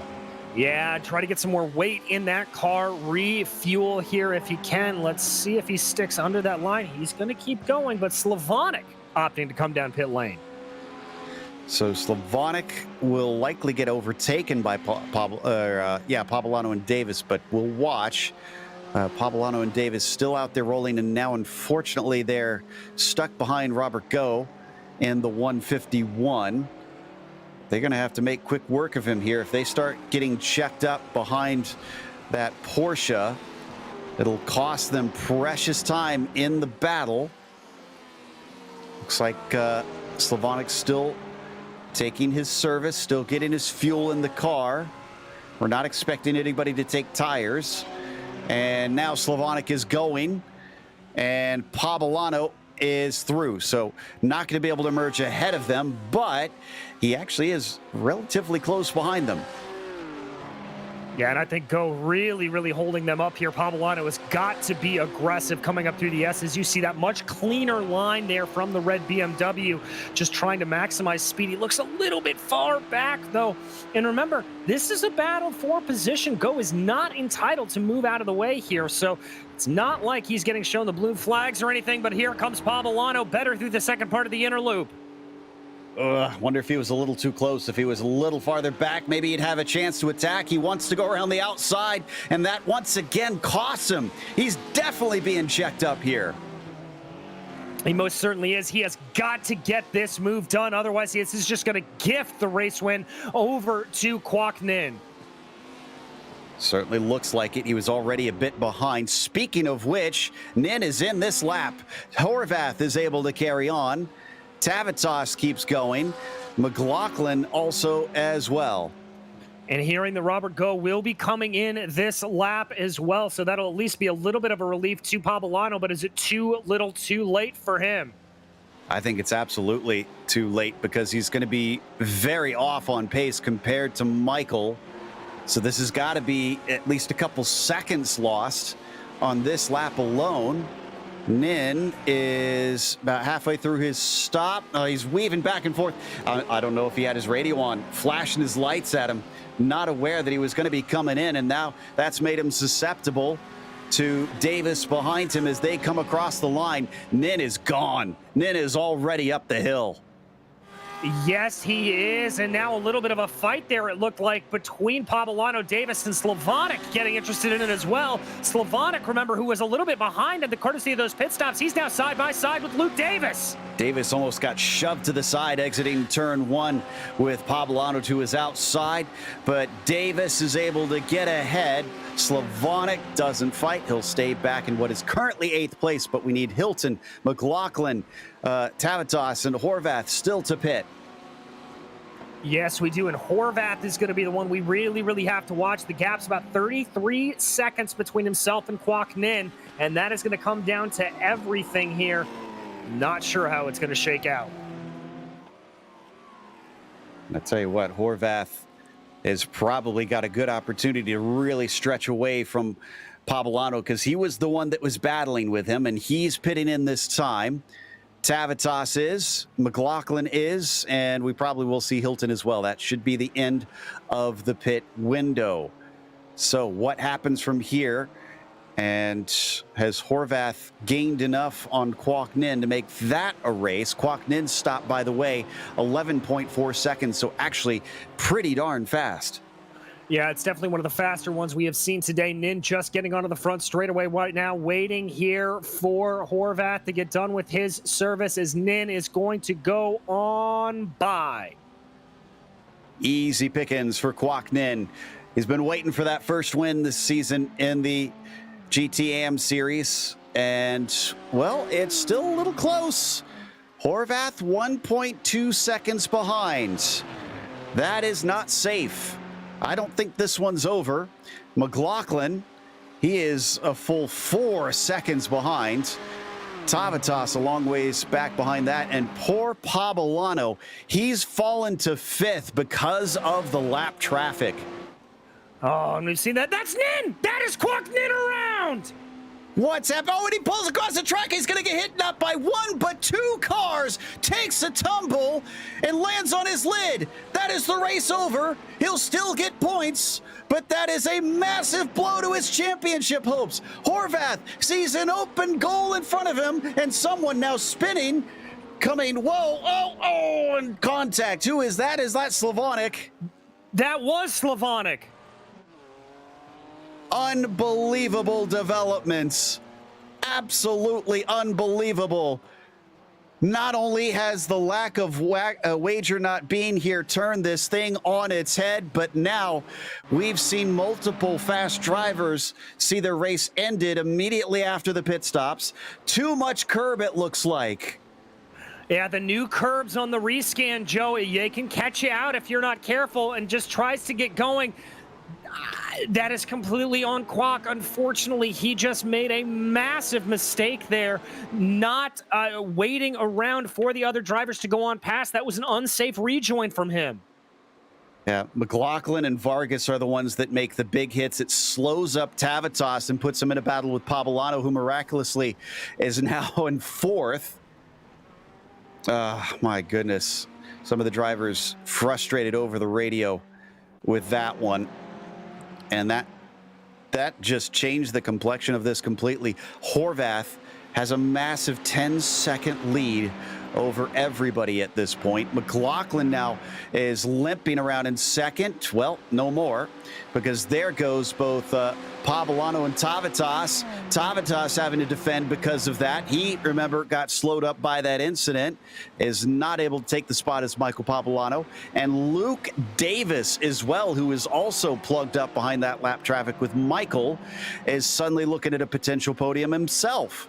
Indeed, about 9 minutes to go here in this race, and it is far from over to decide this final podium position. You've got 3-4 drivers. Don't count out Colin McKenzie there behind as well. If he's able to get his way up and forward, the teammate of Luke Davis, he could have something to say about this. Wow, some big points looking to come around here for a few drivers. Yeah, McKenzie going to be able to go by McLaughlin now. So up to 5th position for him. I'm pretty certain that McLaughlin is not even going to be able to wind up within the top 10 here. He's got Xanadakis, Rines, and DeWeese well within range of him. Yeah, Joe, I'm frankly surprised that we haven't seen a meatball flag issued for McLaughlin with just the amount of damage he's got on the front of his car. But the biggest winner out of all of this, that is the man on your screen, Devin Horvath, the number 32. So you said a 10-second advantage right now over Ethan Tavitas with about 8 minutes to go. Down the front stretch, it's a battle for best of the rest from here. Amazingly, McLaughlin still does not pit. Yeah, he's not required to. The stewards have not considered him a danger to the other drivers out on track. Up the hill. Can Tavitas keep hold of this? Remember, he was battling with cars earlier in this race, so he's already got experience defending. Yes, he does, and that experience is going to be incredibly valuable here for him as he knows just where to position his car, specifically on the backstretch here going down into the inner loop. Have only 17 cars left running right now. Calgill, the last of them. I guess his wheel was fixed, so it wasn't too broken. Something must have just glitched on him. Been more of a software than a hardware issue. There you see Calgill still outgoing. Lucio Vargas is the last one. No, not on the lead lap because he just came out and he is a lap down. It's Rodriguez in the number 969 who's the last one on the lead lap currently. So out of the toe of the boot, Tavitas is still ahead of Pablano. Davis getting ever closer to the 101. I'm sure he'd like to spray the champagne today. Sure he would. A little bit of a look there and a wide run off of the heel there for Ethan Tavitas. That is not great. Pablano smells some blood in the water. No, but he makes a mistake now. He goes wide at turn 9. Davis has a chance. Defending, just drifting a little bit to the inside. Pablano making sure he does not feel like he could maybe make something happen there. 6 minutes now left to go. Great exit once again for Luke Davis. Did Pablano actually scrape the wall there maybe? And down the front stretch, easy pass at first, but coming back under the brakes. Pablano does not want to give this one up. They go side by side as they start to head up the hill. And it's going to be favor originally here to Luke Davis. He's going to have it, but the straight line speed of the BMW plus that draft is going to help out Pablano massively here. He's going to tuck up behind that Ferrari. Let's see how he does.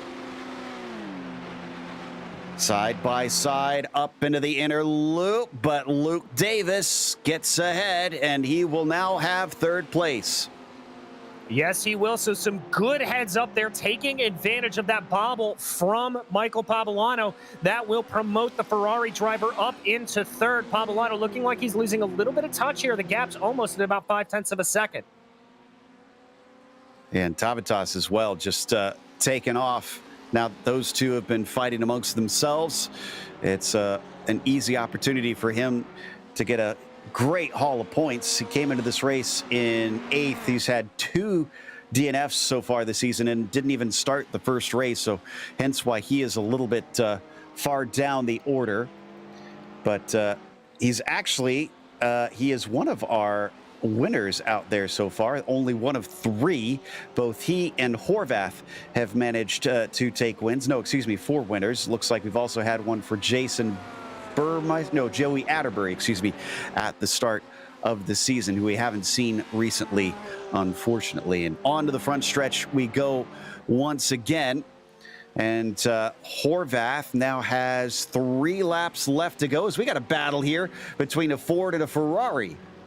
Well, that's a familiar phrase there, as that is the 21 machine of David Morris and Neil Alexander trying to get around him. Morris getting a little bit defensive there going into the penultimate corner, but Alexander trying to go down the inside. That is not normally an area where you see a move get done. And I tell you what, Alexander is on it today. Qualified down in 22nd, dead last. He's up 10 positions, trying to make it 11, and he's thinking about it down into turn 1, comes back to the racing line. Morris not shaken off by that one. He retains his composure as they now come up through the S's. And there, that's Ford there, pretty slippery in a straight line. Wouldn't be surprised to see it gain some time here, and indeed starting to come down under 1/10 of a second. There he goes to what will be the outside of the inner loop. Ford's looking quick today. Oh, but not as good on the brakes, and they come together. He turns him around. Morris has to cut through the grass. He keeps it off the barrier. Neil Alexander is unfortunately going to lose his spot to Bergeron in the meantime, and he gets back rolling. And there was a bit of words between them on the radio. I didn't quite catch it. I couldn't hear it either, Joe. I'll have to go back and try to figure out what it was, but unfortunate contact there between the two. Yeah, after such a good race there for Alexander. So only up 9 positions, still a great haul of spots for him. And as we come through around the last few corners, Horvath got the 2 to go last time by. Yes, he did. And so 2 to go as they get their way working around here. Not a lot of time left for Pablano to try to get this move done. So we come up through the S's once again. Horvath, to give you an idea, was already onto the backstretch compared to them. Tavitas 1.1 seconds up from Davis, and now Davis pulling Pablano along with him as well. Yes, he is. Pabolano looking a little bit fearsome, a little bit of a move, a half-hearted move there from him. Not enough to really get it to stick. Oh, no! Davis off and into the wall. Thankfully, nobody running into him. That was a hard hit. I'm not sure he's going to be able to finish this race. He finds a gap to pull across. Big damage on the front of the car. It's rolling, and it's tracking okay. Okay, he might be able to limp it home from here. The only saving grace for him is that Ferrari is mid-engine, so that wasn't a direct hit to the engine itself. Very, very understeery it looks like, but he will at least be able to carry on, hopefully. Can we turn the cameras to the number 62? Because Nick McLaughlin, remember the damage he got from his incident? That car's in 6th place. All the craziness that has erupted around him, and I got to give him credit. The fact that he didn't pit is honestly probably what's allowed him to stay here in 6th. Yeah, I can't imagine the amount of repairs that he would have had to mandatorily take on that car. And so just continuing on here, really incredible stuff from Nick. White flag was just waved for Devin Horvath. It may not have looked like he had much for Quoc Ninh, although it was getting close after the pit stops, about a 1.5 seconds between them. And he could have had a shot if he had the pace. This made it so much easier. And victory number 2 will also put him within reach of the championship on wager, depending on what happens in that final round. This has got to be an ecstatic moment for the number 32. He has got to be very happy, but he can't get too happy quite yet. He still has a lap here to go, and down through the boot, that can throw anybody off. Indeed. He's made it through the inner loop, which has already claimed a number of victims today. The chute has seen a couple of them slip up, and so has the toe. And it looks like Luke Davis, with his limping, is now battling with Rines. I think Rines is going to easily have that one, as he's going to have much better pace through there. So Davis slotted into 8th from that. Indeed, he is. As we continue to watch your leader, Devin Horvath, here, just coming down into the heel for one final time. And it doesn't look like that car is pushing at all. Yeah, it's down to 8.7 seconds. So unless, he may have short-fueled it. It was at 11.7 seconds. But hopefully it's not too short, because he's got a pretty big gap at this point, and he doesn't need to completely run it out as he comes down to the line. Victory number 2 for Tavitas, an unexpected one here today for the number 32. Yeah, Horvath, very happy about that. You can see the fist bump, some very, very happy emotions behind the wheel of that Ferrari driver machine. Tavitas, his teammate, takes 2nd place. Pabolano settles for 3rd. McKenzie with 4th. Zanadakis with 5th. And how in the world did McLaughlin claim 6th place today? As behind him, Rines and Davis take the fight down to the line. Yeah, some very impressive driving there from the two teammates between McLaughlin. Oh, we've had a car around there. Is that Cowgill? I believe it is. Cowgill's going to finish 2 laps down, but he will finish and take the points today from 17th. That's going to take us to a quick break, though. We'll come back with the unofficial results as well as driver interviews, so stick around.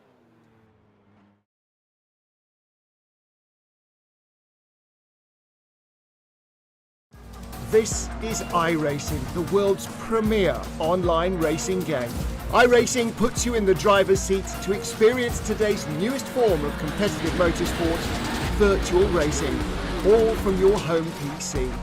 Race virtually in endorsed series from NASCAR, IndyCar, IMSA, the World of Outlaws, Aussie Supercars and more. Take on legendary circuits like Daytona, Silverstone and the Nürburgring. Join iRacing's global online racing community and get on track today at iRacing.com.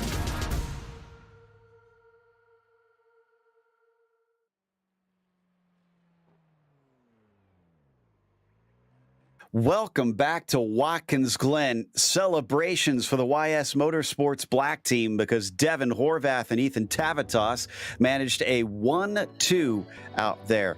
Horvath trying to chase down Kwok Nin and didn't have to try and pass him. Kwok had a wreck right after the pit stops. Pavolano was third today after, unfortunately, his pit strategy backfired, and yet the racing gods smiled upon him and allowed him to climb back up into P3. Colin McKenzie was fourth today as Nico Zanadakis was P5.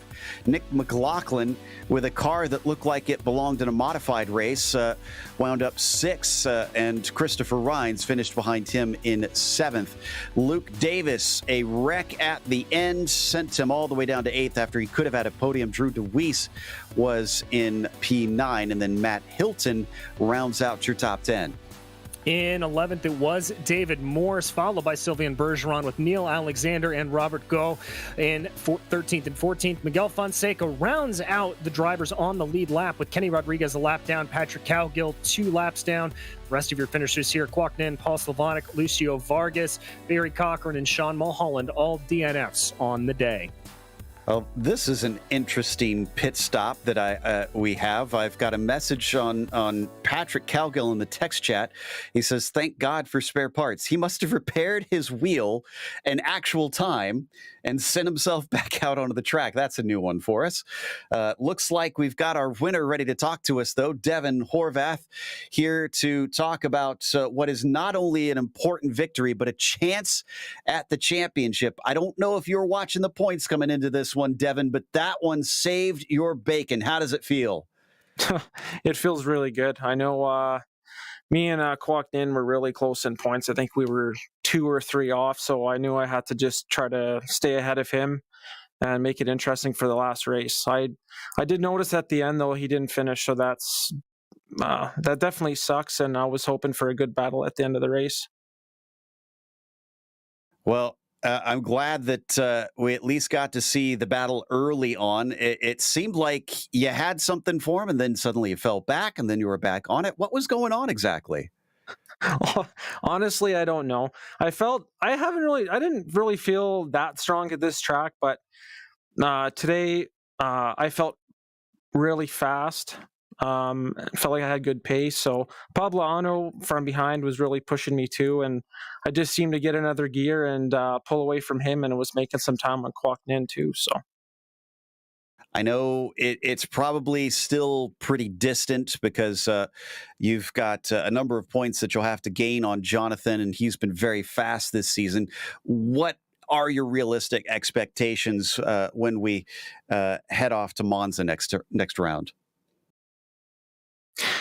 yeah, I think if Jonathan shows up, he's shown that he's had really good speed. So I don't think I'm going to catch him, but I'm really gunning for second place in the championship. So. All right. Well, we'll keep an eye out for you. Anybody you want to thank for today's win? Yeah, I'd like to thank my teammates from YS Motorsports, Ethan and Sean. I'm really pumped for Ethan that got second place too. So congrats to him. Absolutely. As that was Devin Horvath taking the victory. And in fact, DJ is going to be talking to Ethan Tavitas now, who joins him on the podium. Indeed, Ethan, a very good result for you here, but it looked like you were pretty much constantly in the battles throughout the entirety of that race, save for about the last 5 laps. Yeah, it was a very, very intense race.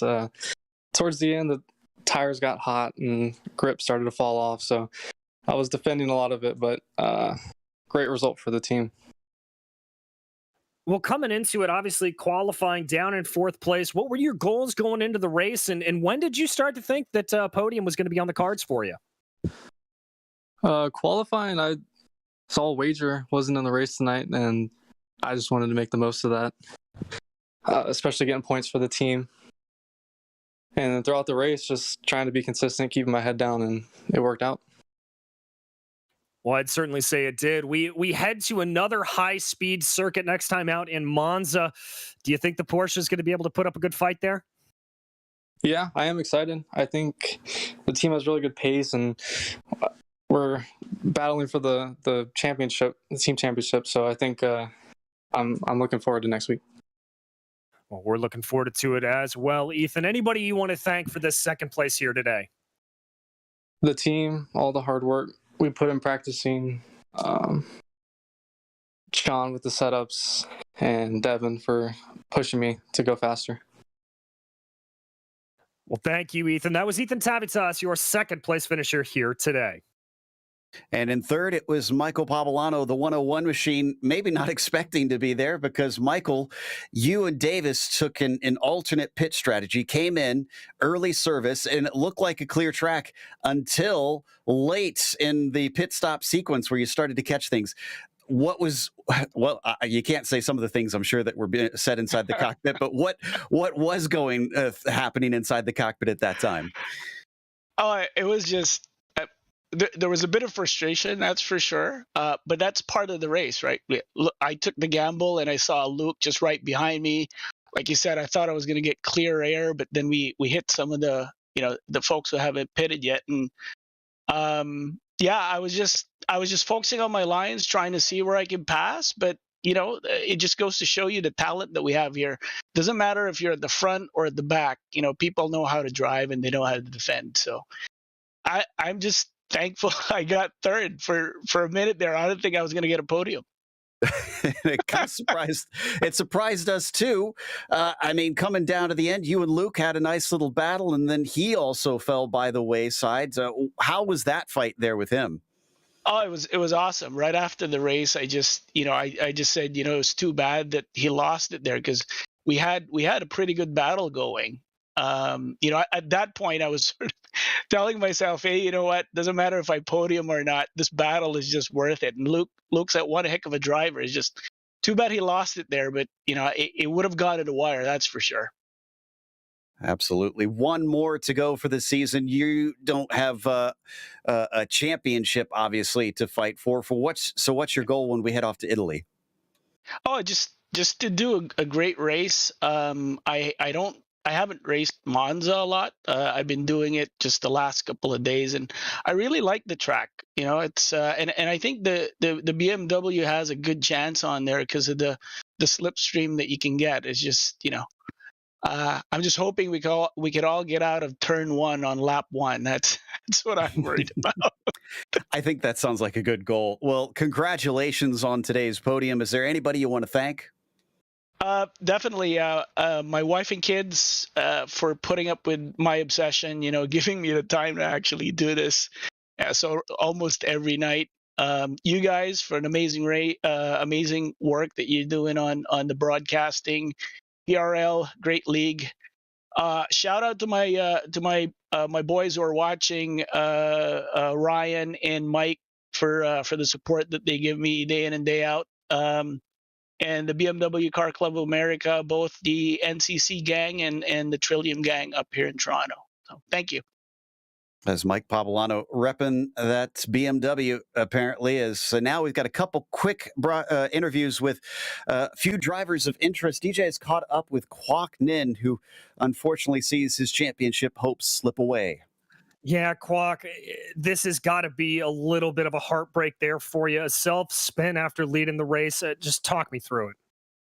Well, from the very beginning of the race to the point where I spun out, I was still I felt a lot of pressure from Horvath, just because he can catch up so quick after the end of the loop. And I know that if I make, some little small error, he can catch up to me real quick.